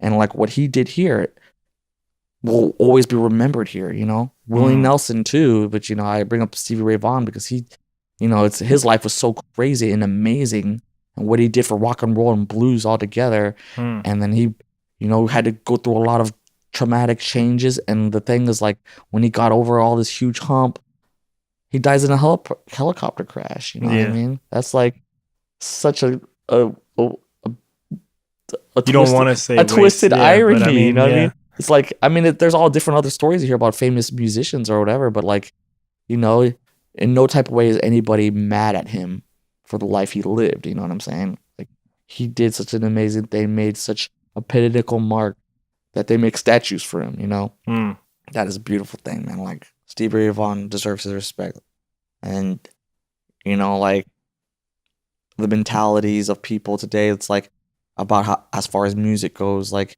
you can't erase that. You can't take that. You can't put $1 on that either. Yeah. Because that is an amazing thing, okay? And no matter how much you want to try to philosophize or every theories you got about it, no, sorry, youngster, you can't fuck with Stevie Ray Vaughan. For sure. No, it's so funny. Like, people always talk trash about like people or genres or whatever they did. Even Elvis Presley. You know, I'm like, yeah. Sorry, you just can't. You know. I mean, you know, like I wasn't even there, but I mean, it's obviously I'm not that old, but yeah, you know, the thing that he'll always get is like, you know, maybe the stealing of the black culture. You know, the rock and roll songs, right? But at the same time, he still did his thing. You know, he still did say about stealing or even kind of in a mentality, a different perspective. You could just say out of respect and an appreciation, because you know, I don't think he was necessarily even a racist. You know what I mean? Oh yeah, no, and the thing is, as this is me assuming things, but it's probably less like, I'm gonna steal these songs, and more like it's probably just something he likes, and you inspired. Know, at that time, like, you know, like the country's not exactly happy with black people, so who's gonna have a better shot? I mean, it was gospel. You know, like, what I mean, like yeah, like who's the white guy's gonna have the shot? He was inspired, man. Come on. I mean, because look at Lil Richie. You know, like he was doing that shit. Yeah. And he probably doesn't get to come up till enough other people come up, so that now, as we start hating black people, less, you know, now he can have an easier time coming up. Right. I mean, so, people are always trying to, you know, and unfortunately, I think so it's like both true and false, because you'll have that story with all the guys, Led Zeppelin, the Rolling Stones, etc. You know, right? Yeah, but there's also like stuff like, I forgot who is that, a doctor. He was one of the greatest surgeons in history. And he was a black guy, and they didn't let him get his master's or whatever. That's not the story where Mos Def acted, right? Because I feel like Mos Def did an acting thing on HBO many years ago, back when he was still rapping. Yeah. But he was acting as a doctor. I want to say it was a true story. It might have been a recreation of this other old movie and true story about this guy who was basically, you know, I mean, if you coming up from the old days, you know, in the past, I mean, it's hard for anybody, even today. You know what I mean? I even think it's more harder these days, just amongst like the differences. And I don't think there's like a level of like a difference that I hate based on race or color or culture. You know, but definitely like back in the day, I think it was definitely a lot worse. You know, so that's really an unfortunate thing to happen to people. But as far as, you know, like art and music, like, people are stealing from each other all the time. Or, you know, I don't even say it's stealing; it's being inspired. Yeah. I mean, I just like I said, I didn't want to musically incriminate myself, because I know I've taken my things from my heroes too. Right, and nowadays it's a lot different for us nowadays too. You know what I mean? Like, we pick up records and we look at that stuff. Yeah, we listen to the actual music too. So, you know. I mean, here's another question. May I ask, how did you get locked up, or? Yeah, it's all the drugs. Yeah, wasn't that right? Yeah. I'm sorry, man. I'm all the things I know. Well, of course, I'm getting a lot more educated these days. I mean, before I started doing anything with getting educated, of course, was just setting up shows and selling drugs. You know, that's the truth. And I only say that so freely because like I'm getting old now. You know what I mean? I don't want to like have to keep on having to like chase a lifestyle like that. You know? Yeah. I mean, like as you grow older, being a drug dealer, living in the music, it becomes a hazardous place and a lifestyle to live. You know? You don't. I mean, I know people who are in and out of. I got friends who are doing lifetimes in prison. You know, I mean, that's here in Texas. You know, I mean, I know the system so well. It's so crazy for me even to talk about that. I even work in it. You know what I mean? No, I don't do criminal law because there's not that much money in criminal law.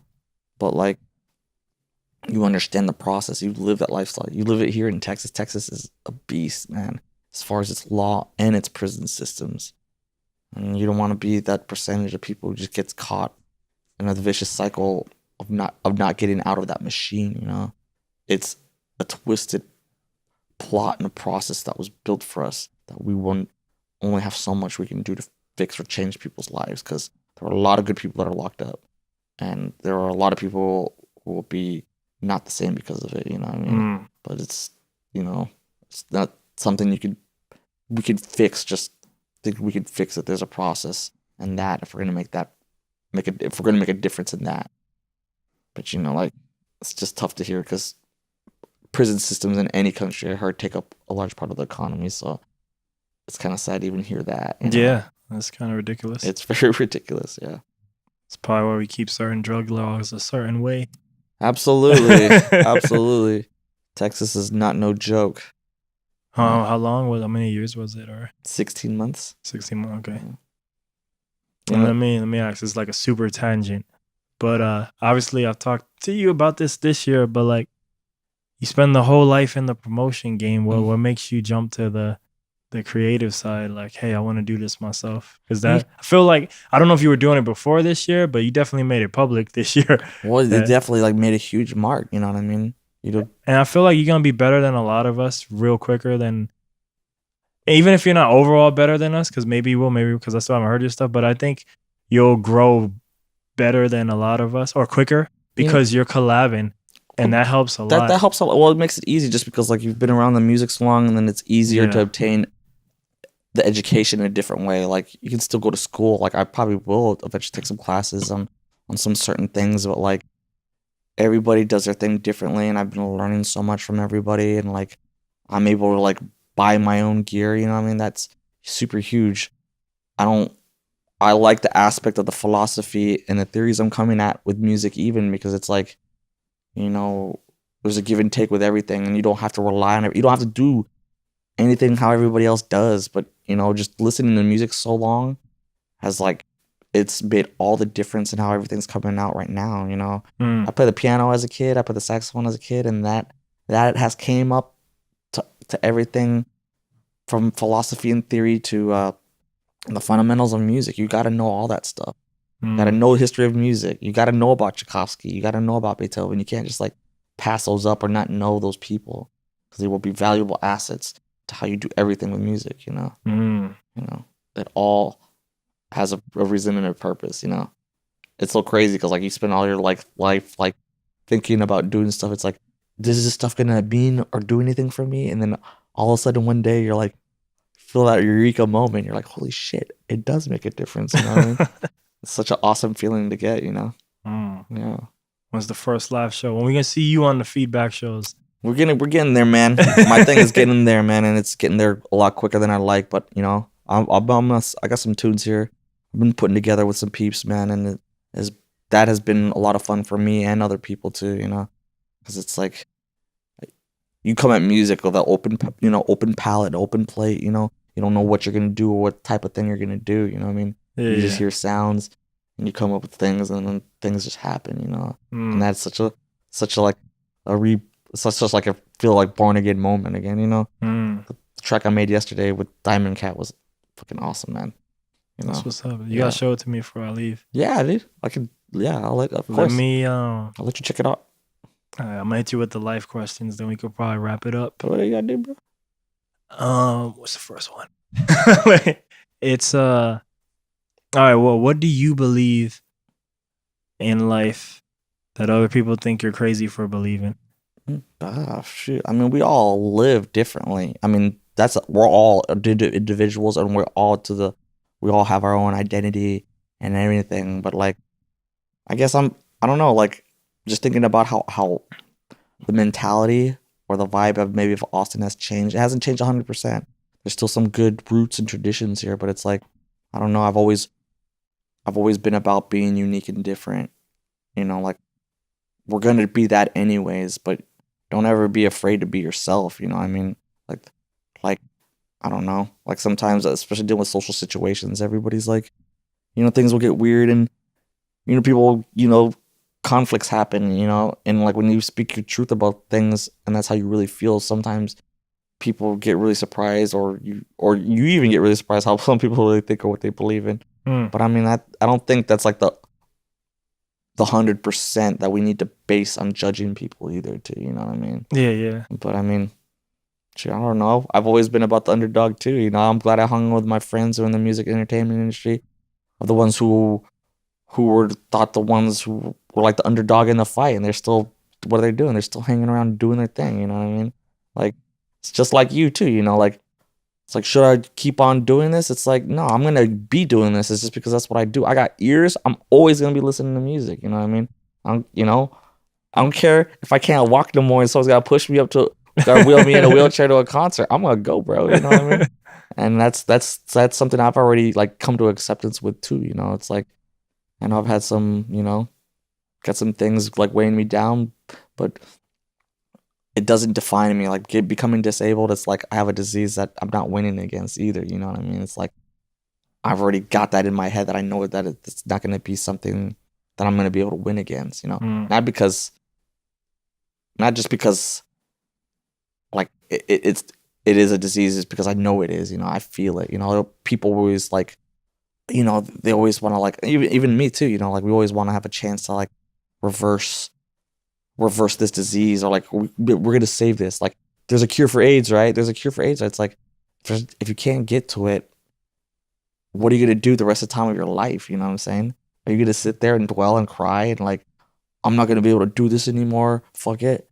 I'm at a point in my life where like my health is at its worst, but I'm so hungry for life that I've never like had this much success in any type of facet before. You know what I'm saying? That's like so crazy to me. It's like I've been told by like my predecessors, like, happiness is a choice. You know what I mean? Like, happiness is a choice, and like I believe in that a lot more now. You know what I'm saying? Because I know there are people out there who got some real shit going on in their lives, are out there fighting wars with their kids or their grandchildren or whatever in third world countries or some fucked up ass shit. And they're happy just to know that they're with their children. You know what I mean? That's crazy to me. You know what I mean? You gotta wake up, you gotta shoot a gun and kill someone possibly, and you're with your kids. I'm just saying, it's not like I don't know what that's like, but people make things for themselves. You can make things for yourself. I've never like playing music. I know I'm not looking for it to make money, but even for the fact that I could wake up in the morning and go press keys again and appreciate that. Yeah. That shit is awesome, bro. I stayed up till 7 a.m. Last night playing my set, bro. I remember being that excited when I was first. And it's weird, like that like excitement isn't necessarily there to do that stuff, but at the same time it's like whenever I start it, whenever I like, it's like the old car. Like that car, you might have to jump start it. Yeah. But once I start it and I get in it, then I'm like, I look at the time, like 10 hours. What the fuck?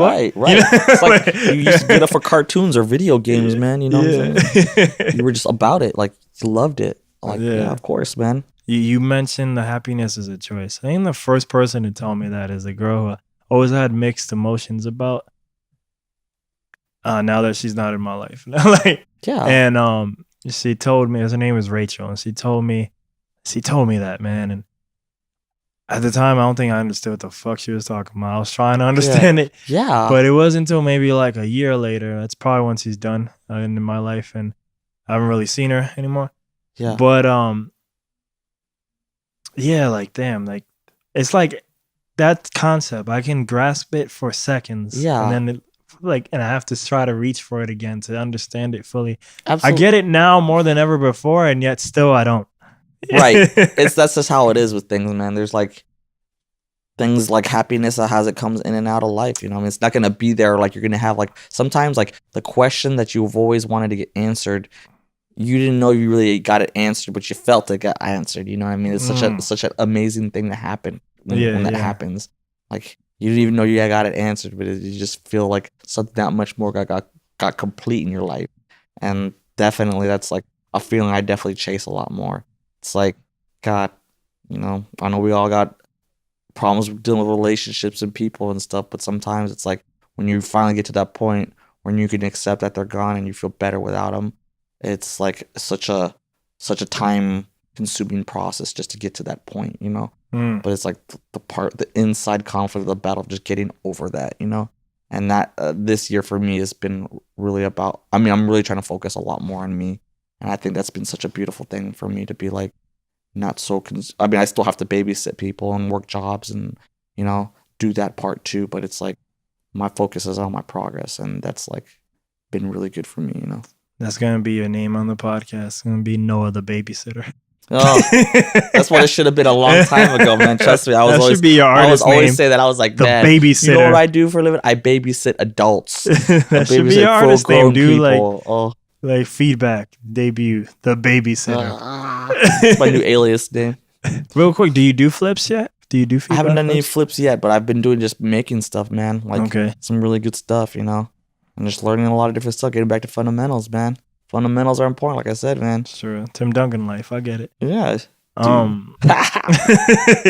Essay on that one. They'll get it. They'll get it. Yeah. Oh, that's good. That's good. You kind of touched that in this last one, but this is my famous question. This is my question. I used to ask everybody. I wouldn't be surprised if I asked this you many years ago. Okay.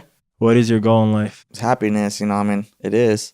I mean, we all do have that goal for happiness, but like, you know, I'm at that point where I'm pretty satisfied. If I died tomorrow, could I honestly say I would be happy today? I'd say yes, because, you know, like, I think I've built also a better connection with my family. You know, the music thing that's came up.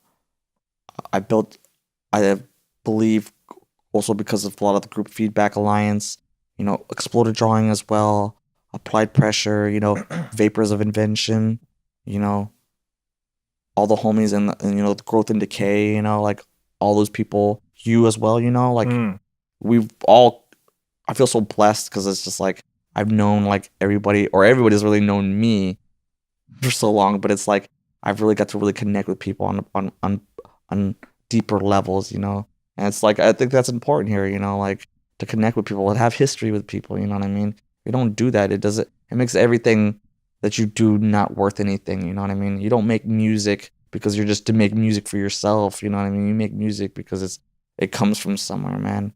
When, you know, whether it's pain or passion or whatever, man. But like, you know, what is my dream goal? Is just like to be able to like play music, you know? I mean, shit, that's definitely the main thing about it, you know, just playing music. But I don't know. I mean, I'm pretty happy, man. If you don't have to look for happies and you have nothing to complain about, and I think that's like the main thing I want to be able to do, you know. That's what's up, man. know? That's awesome. That's a good answer. All right, this question has changed over the couple of episodes, Okay. because of Sarah. But now I ask, who do you love in this life? Me, man. Me. That's not even saying selfishly. That's not even. No, I get it, because that's been a hard thing for me over the past that's a hard few thing years. for anybody, bro. Yeah. It's a hard thing for anybody, bro. Like, I mean, the person you got to see the most is yourself. Yeah, you man. know? That's no disregard, bro. But when you get to points and like, just like a lot of us, we look towards other people to make us happy. We depend on somebody else's happiness to make us happy. You know what I mean? So we have to live in somebody else's expectation to make us happy, you know? And I've had a lot of like that come up a lot lately, you know?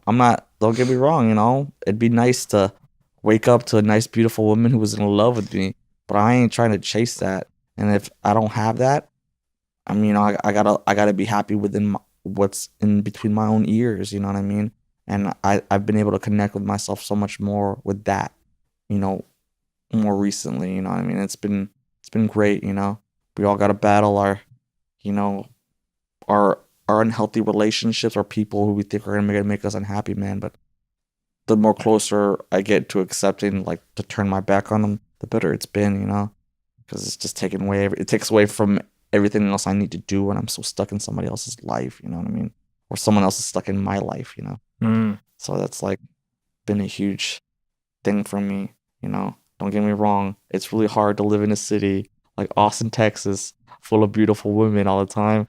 And everywhere you look, you're like falling in love and getting married in your head. And you're like, oh wait, what am I doing? You know. Yeah, let me tell you, yo, like, and you know, I haven't been the best with the ladies, and I don't even mean like just little things, like even being too shy when I was younger and stuff. Yeah. But man, I come here all the time, and that's what happens in my head. Even last night at the feedback show, I get to Tomas's place last night, and he's like, "Yo, did you tell that girl she was pretty last night before we leave?" And I'm like, because I'm just starting to talk to random people, like I'm not even trying to hit on them or like take them home. I'm just like, look, man, Happy New Year, fucking badass tonight, you know? Absolutely, man. And but like that does happen every time I come to Austin. It just happened to be New Year last night. No, it happens, but you know, it's hard. I was here last Thursday, and I was like, fam, it's like every block sometimes. Yeah. Austin's a hard place. It's like it's such a double sword, you know what I mean? And they have to also remember the mentality is, because like, I'm not saying this to disregard women, because I appreciate I'm even more inspired by women today. You know, it's awesome to be like inspired by, not even like in a different type of sense. Like, I'm hungry for like for a woman to, like, I'm inspired by women, by the lives they live. In Austin, there is a lot of that. So you definitely get a lot of like women who live healthy lifestyles, who are about the music the same way we are as men, you know? And like, that is inspiring too, you know? I can only imagine that Meta girl. That's her name, right? Meta? Meta, yes. That she put in mad work. Yo, she like touched like every little thing last night. Yeah, dude, like she's rapping, singing, guitar, the I think keys last night. She's talented, man. I was like, with the loop pedal, I was like, yo, this woman must have like beasted in her life. She went to school for music too, you know, but she, you know, like, I gotta introduce you. We were supposed to be at this other show with the Sophies. Those chicks are talented, man. Like, I'm getting inspired from seeing these women, how they do their thing. They don't miss their practices. They do their thing and they practice. You know what I mean?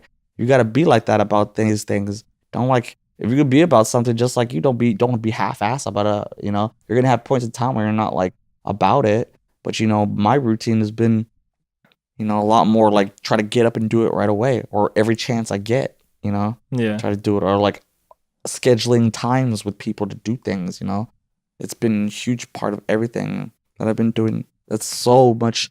It's fun. Like I said, it's like being reborn again. When like you make things happen, you do it. You know, you do it regularly. You know, I would just say consistency. Yeah, consistency. Practically. You know, I would suggest that for anybody. You know, if you have an idea about something, you want to do it, keep on trying to do it. You know, because if people are gonna tell you no, and sometimes it's just dealing with yourself and self-doubt. You know, because you're your own worst enemy.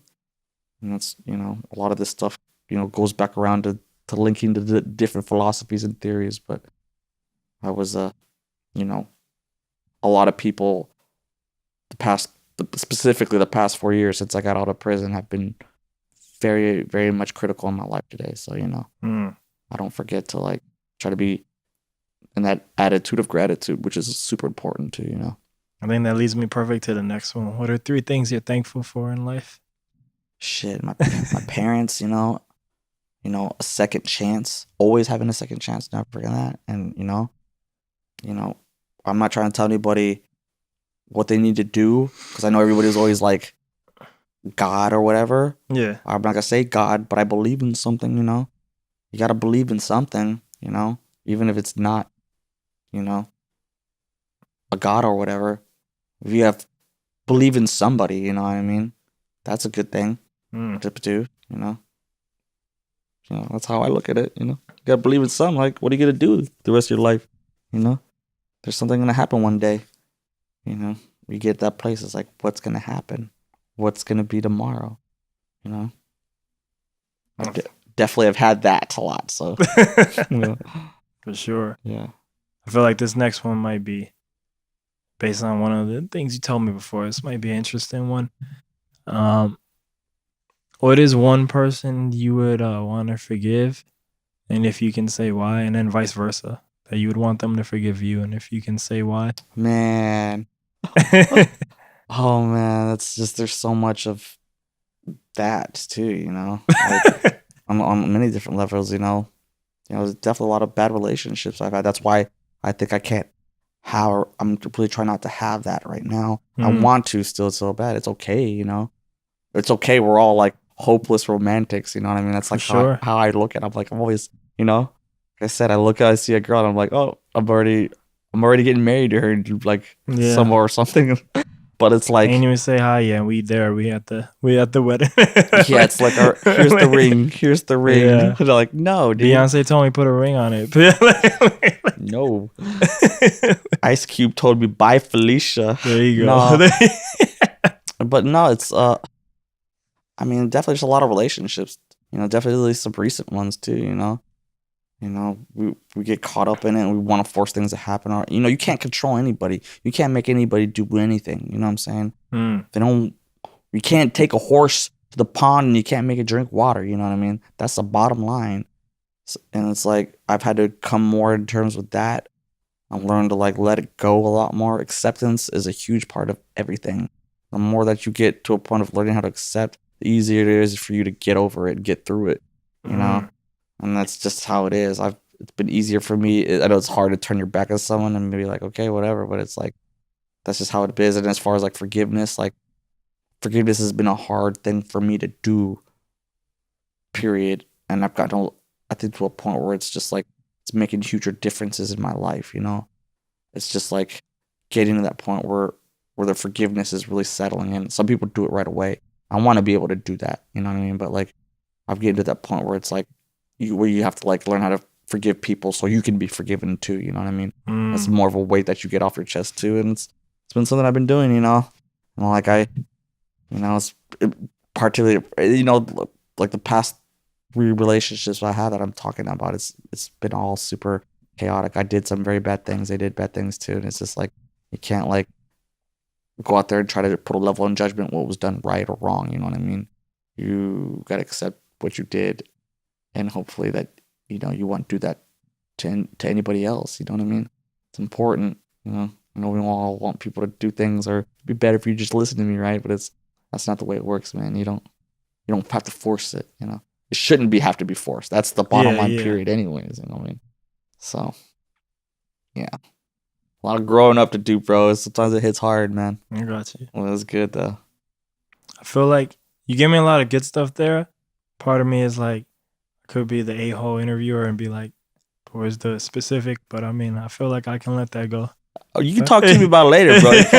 Everyone got to know all details, you know what I'm saying? Oh, for sure. Because some people will watch this, they're going to be like, oh, yeah, they're going to go like this. They're going to go, oh, I know what you're talking about. It's still good philosophy. It's still good. It's important. It's everything, bro. Yeah. I'm about that stuff, man. Trust me, man. It's funny how we all live different lives and still arrive at similar conclusions. Maybe just not quick enough and at our own time, but yeah. But it's that answer thing, you know what I mean? It's like you didn't have to have it answered, but you know you got it, you know what I mean? Yeah. And it didn't turn out the best way you wanted, but that's such a thing. That's what's being an adult is, you know? I'm still figuring that out myself. I mean, it doesn't mean it's any less painful. Like, you know, like I've had, like I said, I had some good mentors the past 4 years, man. That's me, a 35-year-old man talking to like other grown men, you know what I mean? That were like helping me. Still looking for that shit myself in terms of men. I feel like I've never really had a true one, you know? Like, you gotta get with the grooves and the men, bro. Like, it's great. It's good stuff, man. I definitely like good communication. Like this type of stuff we're talking about is super essential in life, man. I know sometimes people don't. I don't want to talk about it. It's not important. Well, now that yeah, I know, but it's important, man. It's no, it is. But I'm like hardcore important. You say that like so. Some of these conversations, I'd be like, because sometimes I ask, man, like I'm like, man, why do you even do these podcasts? And I'm like, well, it gives me time with people that probably wouldn't even give me their time, you know. Not like you, but like other people, like Diego Bernal. I'm probably not sitting with him for an hour if I'm not doing this show, you know. Right. So I mean, like I just get to pick their brains. So I'm learning too. Yeah. So it's almost like, hey, be my mentor for an hour and a half. Well, you know, you gotta hear what other people talk about, their ideas and their vision and how they talk about stuff. It's important, man. That's a real personality of it. It doesn't matter if it's the most disgusting, distraught stuff, man. It's just But if it's really them, then you know it. You know what I'm saying? Yeah, You're gonna know when someone's talking about something that's real, man. Trust me, you know, man. You know, bro. Yeah, man. Yeah. All right, next one is where you see yourself in the next 3 years. Hopefully done with this pre-law game, you know? Like, that's definitely, like, my education has... I never expected to finish school, ever. You know what I'm saying? Like, I did my thing, messed up at St. Ed's, you know what I mean? I was like, you know, go to prison, of course. And then, like, that door reopened itself, you know what I mean? Yeah. I didn't think they would even let me in it, you know? They haven't given me an opportunity. I work for lawyers and attorneys, you know? That's that's a totally different perspective for me, bro. Working the law game, like I said, is a huge level of professionalism. But like I said to you earlier, like, I wouldn't have gotten any of those type of skills if I hadn't been like trying to do stuff like in the music entertainment industry. It just teaches you about that stuff of being organized and being on time, and you know, there's a different type of education that has to be learned with it, but like the same type of attributes and skills are applied to both, you know what I mean? And law and just understanding the philosophies and the processes of law, it's very much important to history, you know what I mean? Like I said, you got to do that, and you got to get educated about that. You don't have to be the smartest person in the class to do it. You just got to try and be able to like put your point in, you know? And that's like, it's been so awesome to do that, you know? Me sitting in the classroom atmosphere was so crazy again, you know what I mean? Like, after so long, not being back in school and doing the school again and where it's going right now, it's like, it blows my mind, bro. For reals. Part of me, I hope I never have to go to school again. It's not that scary as you think. Bro. Trust me, it's always scary when you're like, oh, I'm better be in school. But it's like, man, I'm in school with like chicks that are like, I'm way older than, and and it's awesome, man. Like, I mean, I've made some really good friends, man. The experience of going to school is great, but man, I just hated going to classes for things that I had no interest in. And a lot of my school, like I did graduate, I did get a finance degree, but a lot of that, I think I did under the duress. You know, at the end of the day, everything's your fault, but I didn't have like the self-esteem and confidence to do what I want. Yeah. So I ended up going to school because, you know, society and my family in particular told me, you know, they pretty much put in your head, like, you're a loser if you don't go to college. Right. And then I go to college and it's like, the thing I wanted to do was music, but I told them that, and they're like, how you gonna make money? So then like, I was too much of a bitch to do it anyway. Yeah. And so now I end up with a finance degree that I don't even fucking use. You know, so like I have a lot of like not the greatest, you know, feelings. Right. You know, sometimes you know? I'm not against learning. I'm just against. Right. Sometimes like the question is like what is happiness, and you know, if you work a job that doesn't pay much but you're happy doing it, then it's not like you're really having to work a job. You know what I mean? Yeah. No. And that's what I've been looking for. yeah, definitely. But it's like, you know, what's going to be the median of that, you know? Unfortunately for me, like I had, like money was very much a big part of like why I became into the law game, you know? I mean, I just didn't think it would come like that, you know what I mean? Yeah. And then it's like, yeah, definitely I want to make money like that, you know? Like, but it's a very stressful game. It's painful, but you want to make money, like, money's not the thing that makes me happy the most, but it's just like, it's an enabler. It's just a factor of what's like going to help me build these things that like, or that are making me happy today. You know what I'm saying? And like all my happiness was before was based on like making someone else happy. You know what I mean? That's not like my main focus right now. It's like, you know, if you don't want to get in the car, girl, or if you don't want to get in the car, then, you know, car's going somewhere else. You know what I mean? Life is a ride. You got to take it where it takes you and be able to ride it out, you know, eventually, or just don't be in that phase of constantly taking wrong turns, you know, because I've definitely have had plenty of that, you know. Yeah. And that's not the case today, you know. What is the perfect day? What is a perfect day? Yeah. Today was a good day. Perfect day. I mean, Ice Cube. Today was a good day. Didn't have to use my AK. No, definitely. I mean, I know, like, I was kind of like earlier today, I was like, oh man, I should do all this stuff, blah, blah, blah, blah, blah. Like, it's funny, like, you were telling me earlier today that you were trying to, like, you know, trying to meet up with all these people and do all this stuff. And it's like sometimes like you get caught up in trying to like do that and it doesn't happen. Yeah. But like what is a good day for me is like, I mean, normally my weekdays when I'm not going to school are just like working for my employer, taking a lunch, and then finishing off the office day with them, and then like coming back here and just being able to play keys. That's a decent day, you know what I mean? But a good day for me is just being able to be here in this apartment and just play my keys or like come up with something new. I mean, even last night, me not sleeping, staying up late just to like figure out these few things on the synth was just that important to do. You know what I mean? Like when you know you take action to do something and like, you know, like, oh, should I do this? It's like when you played sports, it's like, do I really have to run 2-3 miles a day? And you're at the last part of that run is like, is this important? And then it's like you do it and then it's like, yeah, it is, you know?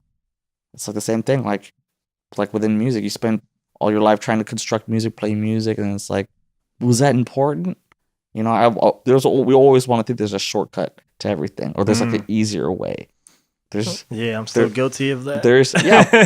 Of course, but I'm coming a lot more to acceptance that is not true. You know what I mean? You know, I only know true victories when I tasted them myself. You know what I'm saying? Like I only knew how good life was, or like the life that I lived before, so I really got to see it in a different light. You know what I'm saying?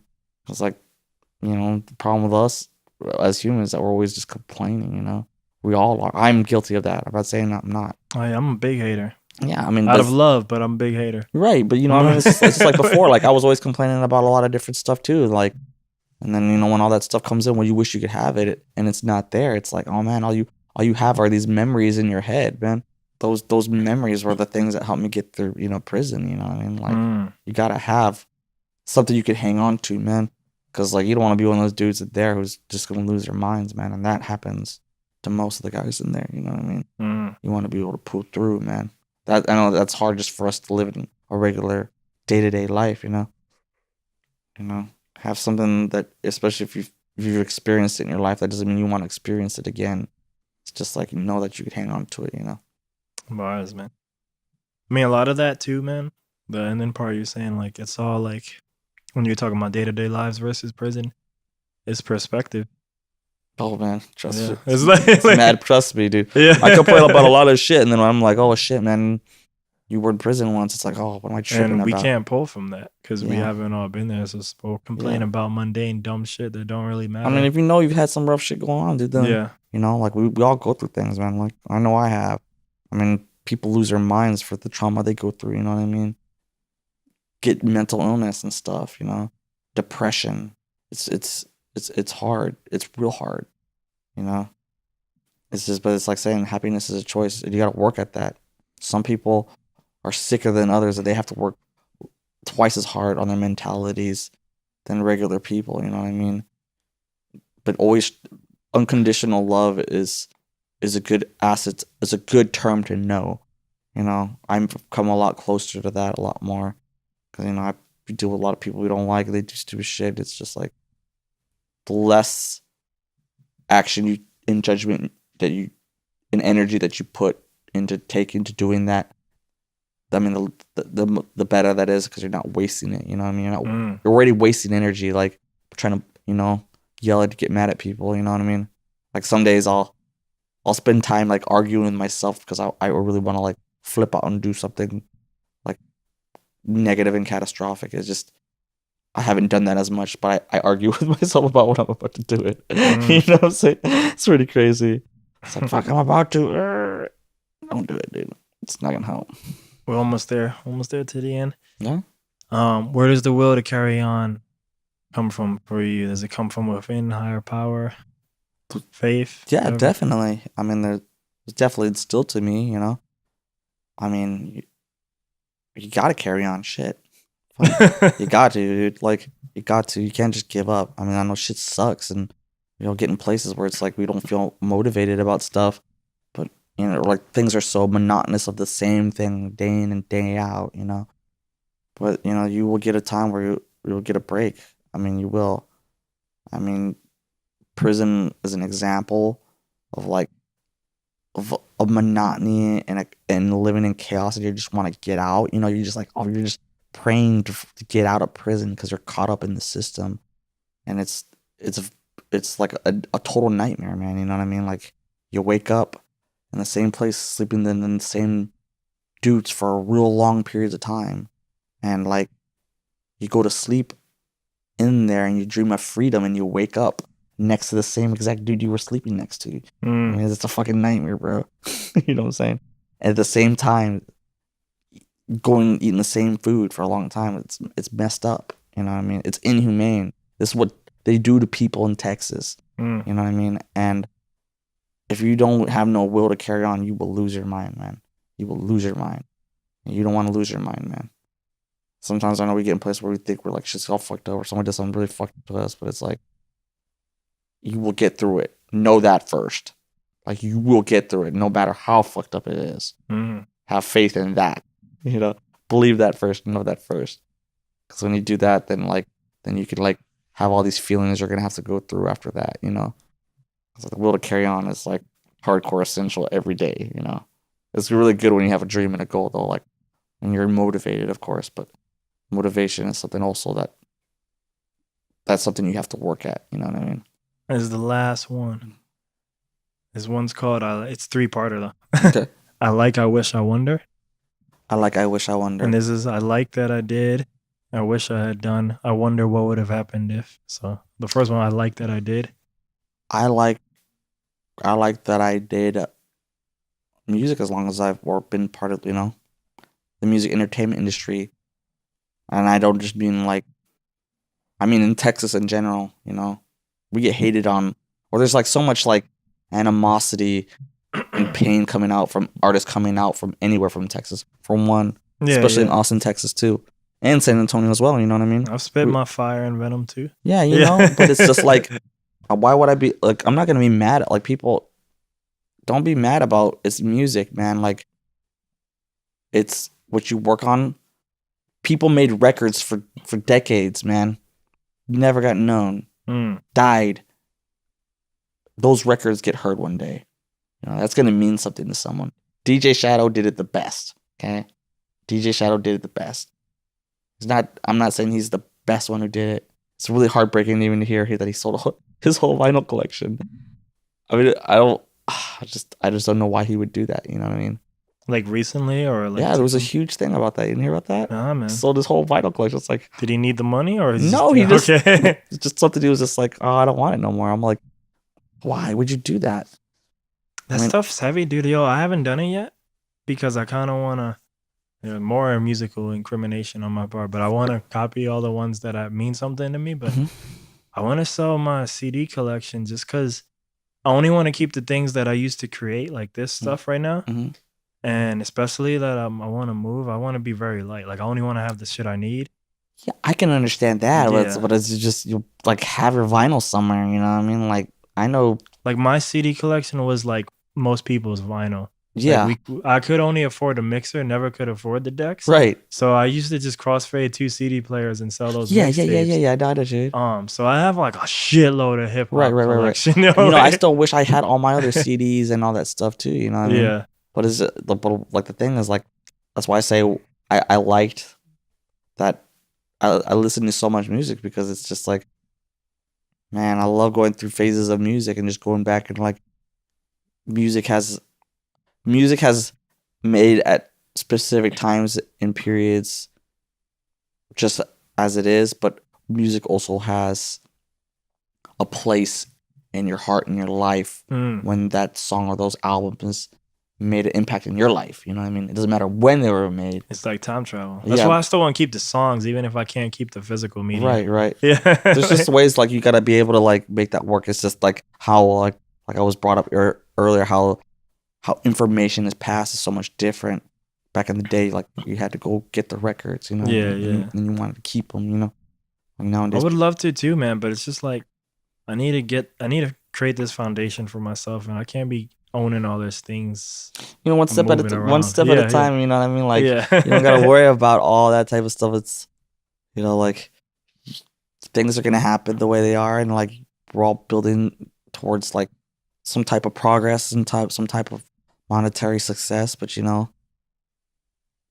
music's just one of them things that's, I mean, like, I couldn't keep everything either. I couldn't keep all my music either. I lost a bunch of stuff. I would never complete my gear. I've been able to complete more of my gear these days, and like, I just want to be able to play music so I could just play it. You know what I mean? Like, it's so great just to be able to play, just to be able to play it. I never played music electronically or produced till recently, and it's been like so fun for me to get into. You know what I mean?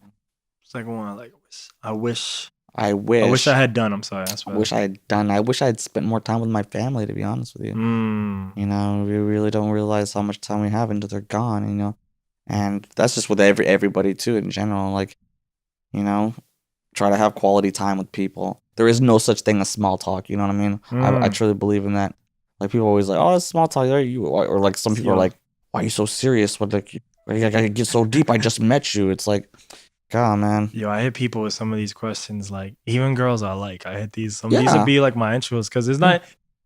I think to some people they're like, yeah, damn, you're just. I want to know real people now. I ain't trying to just know like pretty faces or right. There's nobodies, and this is for men too. This is brand new people. This is depth for people. Yeah. No, I get it. I totally understand, but people just, I don't know, they want to be caught up in just like, oh, I don't say that. They're caught up in the expectation. If they say how they really feel, they're embarrassed. Like, don't be embarrassed of your feelings, man. That's why I also said, like, like, if this is the way you feel about something, be real about it.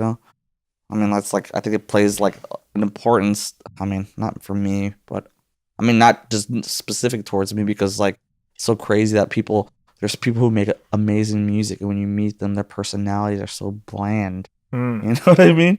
And it's like so painful, because it's like, sometimes we spend so much time in the room, we forget what it's like to be human. Man, but it's like, but sometimes music like creates feelings for you. It's like, it does this thing, or it does like, it does some healing for you or whatever, or it's able to like be the close connection to some type of expression, you know what I mean? And it's like, that's the thing that made you feel that way. It's so awesome to do that. It just sucks, like, sometimes like your whole expectation in someone else who you think who did all this music is not like what you thought it would be. I know that only too well. Of course, I've been in the industry for so long to put to, but I'm just saying, like, sometimes with certain artists, For sure. And you mentioned that family part too. I mean, I was a punk, which is the main reason I didn't move like last year, because I don't know, I was maybe too afraid to take the leap. But sometimes I also think too, like, man, like, my mom's getting older and older. I think she's like in the 75 region. Yeah, man. And it's like, I lived in the same city with her for, well, I guess 32 years, Yeah. Because I guess so that's like my whole life. But it's just like, because both in New York and then here, like, even though I don't live with her, I still live like, what, 10-minute, well, maybe 20-minute drive. Man, family is everything, bro. Don't ever forget that. Like, the older I get, the more I want to spend time with them. My whole life growing up, I was just like, get away from me. You know what I'm saying? Yeah. I hated being Filipino, bro. Like, I hated myself. I mean, I don't want to be what I was. Really? Yeah. It's hard to be like that. It's not because like I hated myself. It's just because like you grow up, being fabricated, this whole image fabricated by everybody else, and then you don't even want to be yourself. I mean, it sucks. You know what I mean? That's not what I mean today. I'm just saying, like, it's how you feel sometimes. I mean, how anybody can feel sometimes. They don't want to be themselves. You know what I mean? And it's just like a hard thing to accept, and like put some time under your belt, and then it's like go through some things and see some things happen to them too. You know what I mean? It's like, God, I want to be there. You know what I mean? Like, I have a nephew. I don't have no children myself. I have a nephew. He's the most important person in my life today. That's it. You know what I mean? Like, I'm gonna be here for that dude. You know what I mean? If I have no children in myself, I'm good, bro. You know what I'm saying? I want to be there for that dude. That's like, I'm so happy my brother had a kid. You know what I mean? Because now I have something I can look forward to just from him. Yeah, my brother had just had kids in the last 2 years. How old are they? I guess 7's just started school, so 7? That's his name, Zevin. Who Oh, is he? Zevin. Yeah. I thought you said he's 7. No, So he's I like don't 5. know. I'm really bad at keeping all those statistics in my head, but he just started school, so whatever. Yeah, he's probably like 4 or 5. Yeah, around there. Yeah. And You spent time with him? What? only once when Red Bull flew me out to New York, I just stayed there forever because they live in New Jersey. Yeah. I stayed there for like 2.5 weeks. That was cool because I got to, when we in person, we play, but like when I call him on the phone, like my sister and mom will play with him, and I don't play. I talk to him very lightly, but I don't play with him because I don't know. It's on the phone and it feels, you know, he's a kid, so he's not all there. But I'm like, don't worry, dude. When that kid's ready to talk, like, don't worry, I got him. Yeah, I got him. Like, no, you know the thing is like he gonna go someplace. You know the thing is like you're gonna be there. You're gonna be able to show up, and there's gonna be that type of connection you're gonna be able to have with them. But like, you know, my family being here from Texas, and then my brother, like, you know, lives here and has his son here. It's like, you know, like I do whatever I can when I can to spend time with him because I really don't get that much time with him. But like when my brother calls me up and he's like, "Can you babysit Jaded, my nephew?" I'm like, "I'm down, dude." I cancel out all my plans and I go hang out with my nephew, man. And it's some of the most fun I can have, bro. Like, it's good because he knows who I am. Like, I built that with him, you know what I mean?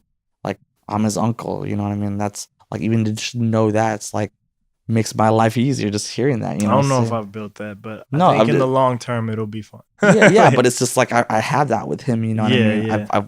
I've did that with him. I was there the day he was born, bro, you know what I mean? And it's like, I've already have, like, I know that I have to, like, remind myself about that sometimes because it's like, I have some good roots to go to and, like, say that I wish part, like, I wish I had. It's like, because, you know, I didn't spend as much time with my parents. And when they died and they were gone, it was like, I had to, like, do all this thing by myself. And now, like, I have the next part of my life that's going to go on is going to be that little dude. And it's like, it's such, like, the thing that changed everything in my day. You know what I mean? That's what's up, dude. Yeah. Last one. I wonder what would have happened if. I wonder what would have happened if. Oh man, I don't know. If I had stayed with any of these past relationships I've been in, you know what I mean? Like, that definitely has come up. But, you know, that's not like something I wonder, but, you know what I mean? But the truth is, I already know what the answer is, you know what I mean? It's like trying to fix a broken toy that ain't going to be fixed. And what do they call that? Insanity, trying to do the same thing. Oh, yeah. Insanity is the definition of repetition. Doing something. Or repetition is the definition of insanity. Something like that. But insanity is doing the same thing, expecting different results. Yeah, you know what I mean? Like, you said it way better. And like, I've done that with a lot of different past ones, and I still do that to myself. So am I still crazy for thinking that? But you know, it's sometimes the merry-go-round is a fun ride. You know, but oh man, it's not fun. It's not fun. But it looks fun. There's horses and shit. Oh man. The ponies have fucking stars in their names. Like, you wait in line, it looks good, and then you get on and you're like, that's it. Or sometimes you don't even know the ride's over. You know, the thing is, like I said, it's just not something that you can force. It's like it has to be practical. It is, and happiness is within you, and it's like like that's the one thing I'm trying to get for. You know, I'm just like, you know, I ain't trying to do all this and that. It's all about me. That, you know, huge part of me this year, you know. That's what I want to do. It doesn't mean like I'm not inspired by, like, I'm even, like I said, I'm more inspired by women, like not even more, but there's a lot of women that are inspiring me these days. I'm like, man, I just want to make music with them, you know. Like, that's like such a good feeling to have, you know, of like, you know, like I don't need, man, I'm just getting to that place where it's more like I don't need to have someone in my life as much anymore. I'm like, I want that so much. I want that so much. I feel very similar, but I mean, I think you're saying it confidently. And the thing is with me, I almost feel like that used to be such a, like my 20s was like about wanting the one. All our 20s, bro. All our 20s, is that what it was? Right. Yeah, all our 20s. And then some happened along the way. Maybe it was like the last one really devastated me or whatever. I don't know, something. Yeah. But like, don't get it twisted. Like, yo, I still talk to people and try to get to know them and stuff. Yeah. Because, you know, I'm still human. Yeah. But I mean, I wonder, like, man, if they had any real interest in me, like, would I do anything? Because I almost feel like I don't know if I would let anybody in right now because I feel like I need to establish this foundation right now. It gets like that, bro. It does. Trust me. It's like, you know what I mean? It's like I like you get hurt so many times. Like I'm so tired of riding these rides. You know what I'm saying? Like Yeah. you just get tired of it, and you just gotta be like, okay, whatever. It doesn't mean like you're not attracted to women or you don't want that. It's just like the less time that you spend like wrapped up in them, it's just the less time you're gonna have ruining yourself or hurting yourself too, man. And that's the thing I always gotta come to terms with too, because man, I still haven't gotten over some of these past relationships. Shoot, I got I got calls and texts from some past relationships today, man. Mm. And I was like, man, I know it's not a good idea, and I gotta get with that. You know, I gotta get good with me, and maybe I can meet you and we can have a cup of coffee and just be friends. You know what I mean? Like, I don't want to have to like go there and then like all of a sudden something like, you know, something happens and then it's like have a hope in a relationship and then it's all chaos again. You know what I mean? That's how it always happens for me. You know, For sure. and like I just want it to be cool. You know, like. Man, it's simple, something simple, man. It should be simple, you know, but it's not. And it's harder. It's easier to say than it's done, you know. Like I ain't trying to control nobody. I ain't trying to take care of nobody either, you know. Mm. I've had both of those, all types of stuff.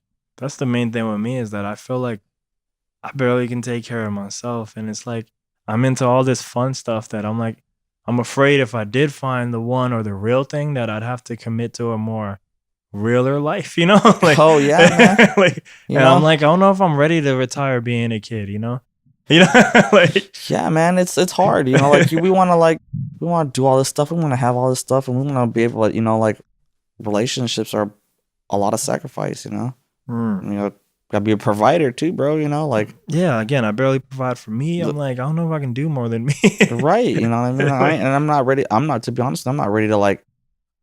If I, you know, I got some cool projects going on, and you got a girlfriend, and she's gonna be like, you gonna go do that again? You gotta do that?" And it's like, you know, music's Because a lot of people who don't do this think we're crazy for doing this. So Yeah. like, it can appear that way to a lot. I mean, of don't other get me people. wrong. I gotta have my time too with somebody, especially if it's like a development. But it's like I can get that time where it's just like I gotta do my thing. You know what I mean? Yeah. Like I don't know. I'm confused about it too. So as much as it might sound like I think I know about it, I don't. You Oh know? yeah, yeah, You know, yeah. For sure. it's just you know, I just know I need to be in the zone with me. And hopefully 2018. Who knows? You know, Mm. I'm looking for Mrs. Right too, but I've never had that, so I'm not worried about it either. You know, like Still time, dude. you see all your friends, all my friends, like they're married. I grew up here in Austin. A lot of my friends Looks getting like they there, right? It looks married, like having they there kids. already, Oh, I yeah. got this going on. I'm Houses, doing this. kids, I'm like, career. you know, and when people even say kids, even though earlier I talked about my nephew, because my nephew is like, that's different. Have my own son, it's like, you know, all that type of stuff. You know what I mean? That when people tell me that they have an I'm like, I almost get choked up. I'm like, you're having a kid? I'm like, oh my God. It's like the end of the world, you know? Yeah. It's just like, That's funny. yeah. But yeah, man, I think we reached the end now, dude. Do you have any plugs? Plugs? Yeah. What do you mean? Like Uh, any type? I mean, like connection. No, anything you want to plug. Like, I mean, I guess this podcast is happening too early, so no one can hear any of your music, right? You don't got nothing up anywhere, right? Oh man, you know what? I'm gonna, you know, as far as like go check out, you know, like Yeah, anything you would want people to check out that type yeah, of you know, plug I is mean, what I'm all meant. about the, you know, all about the homies first. Applied Pressure, you know, Feedback Alliance, Exploded Drawing, Yeah. you know, Vapors of Invention, Mm. and you know, Growth and Decay, you know, support local, you know, always support your homies, get to know people out here, you know. Anything for you though? And When, ALR Boosh, you know the deal. yeah, check him out. Yeah, But I mean, yeah. you know the deal. But what about you? Like, is there any place where the people can find you or nah, not yet? You can find me on the Facebook, man. Just straight Noah Tennefrancia. The music's coming. Don't worry. Everyone's been asking me. Trust me. I'm working it though, man. Trust me. All right, man. Last words? I'm gonna be doing a track with Abraham right after this too. So Oh shit! watch out for that He's shit. trying to guilt me into doing that. We can get into it, bro. Trust me. I Well, like yeah, that. man. I like being wide and various and open for it too. You know. Dan, thanks for doing this. Yeah, man. Bake that chicken, smoke that turkey. Boosh. Yeah. Yeah. New Year, hoes. 218. Bye, Felicia. Boom.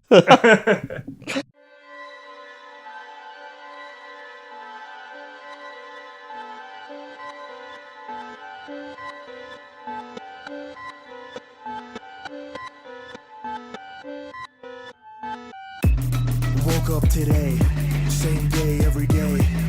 Nothing changes, no life rearrangement. Am I shameless? My name nameless. I choose to be painless, the path that's painless. Easier choice to do, though I have no clue. My life what to do, and be the chosen few. Greener on the other side, when will the tide be on my side? Surfing the life ride. What I do when I go to sleep every night, we surfing the life ride. What I do when I wake up first sight, we surfing the life ride. What I do when I battle every single day, we surfing the life ride. What I do when the North so wide, we surfing the life ride. Now my flow is flowing, life is ever knowing, I'm forever going. Obstacles are slowing me from being me. My mind can see potential in me, failing publicly, still not trying. Closer to down, my dreams flying. There's no denying what I wanna do. Act as if no clue what I wanna do. Ride out you a crew, easier to do than put in work. Effort test to hurt, business stay flirt with my motivation. Stop procrastination, head to destination. No more vacations, not until the end. Know what you my friends, but there is no end. Always in a van, know what's on to do. Podcast do, grow does the queue, nothing rather do. What I do when I go to sleep every night, we surfing the life ride. What I do when I wake up first sight, we surfing the life ride. What I do when I battle every single day, we surfing the life ride. What I do when the North so wide, we surfing the life ride. This year the tide will rise and subside on my side. I'm gonna try like I'ma die, no matter the why. I always aim high, the goal to fly away from here. No more fear, talking about leaving. Now you'll be seeing me going out, power of my mouth, make reality, no salary, freedom of my life, creation is my wife, gonna be a high, can spark the light, care for myself, first fix my health, then aim for wealth, set free myself, transform within life, I win, all of my kin believe they come in. What I do when I go to sleep every night, we surfing the life ride. What I do when I wake up first sight, we surfing the life ride. What I do when I battle every single day, we surfing the life ride. What I do when the North so wide, we surfing the life ride. What I do when I go to sleep every night, we surfing the life ride. What I do when I wake up first sight, we surfing the life ride. What I do when I battle every single day, we surfing the life ride. What I do when the North so wide, we surfing the life ride.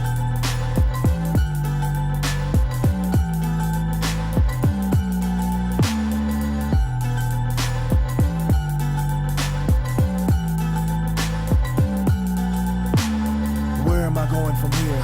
Where am I going from here? What am I gonna do next? Am I gonna be the best? Where am I going from here?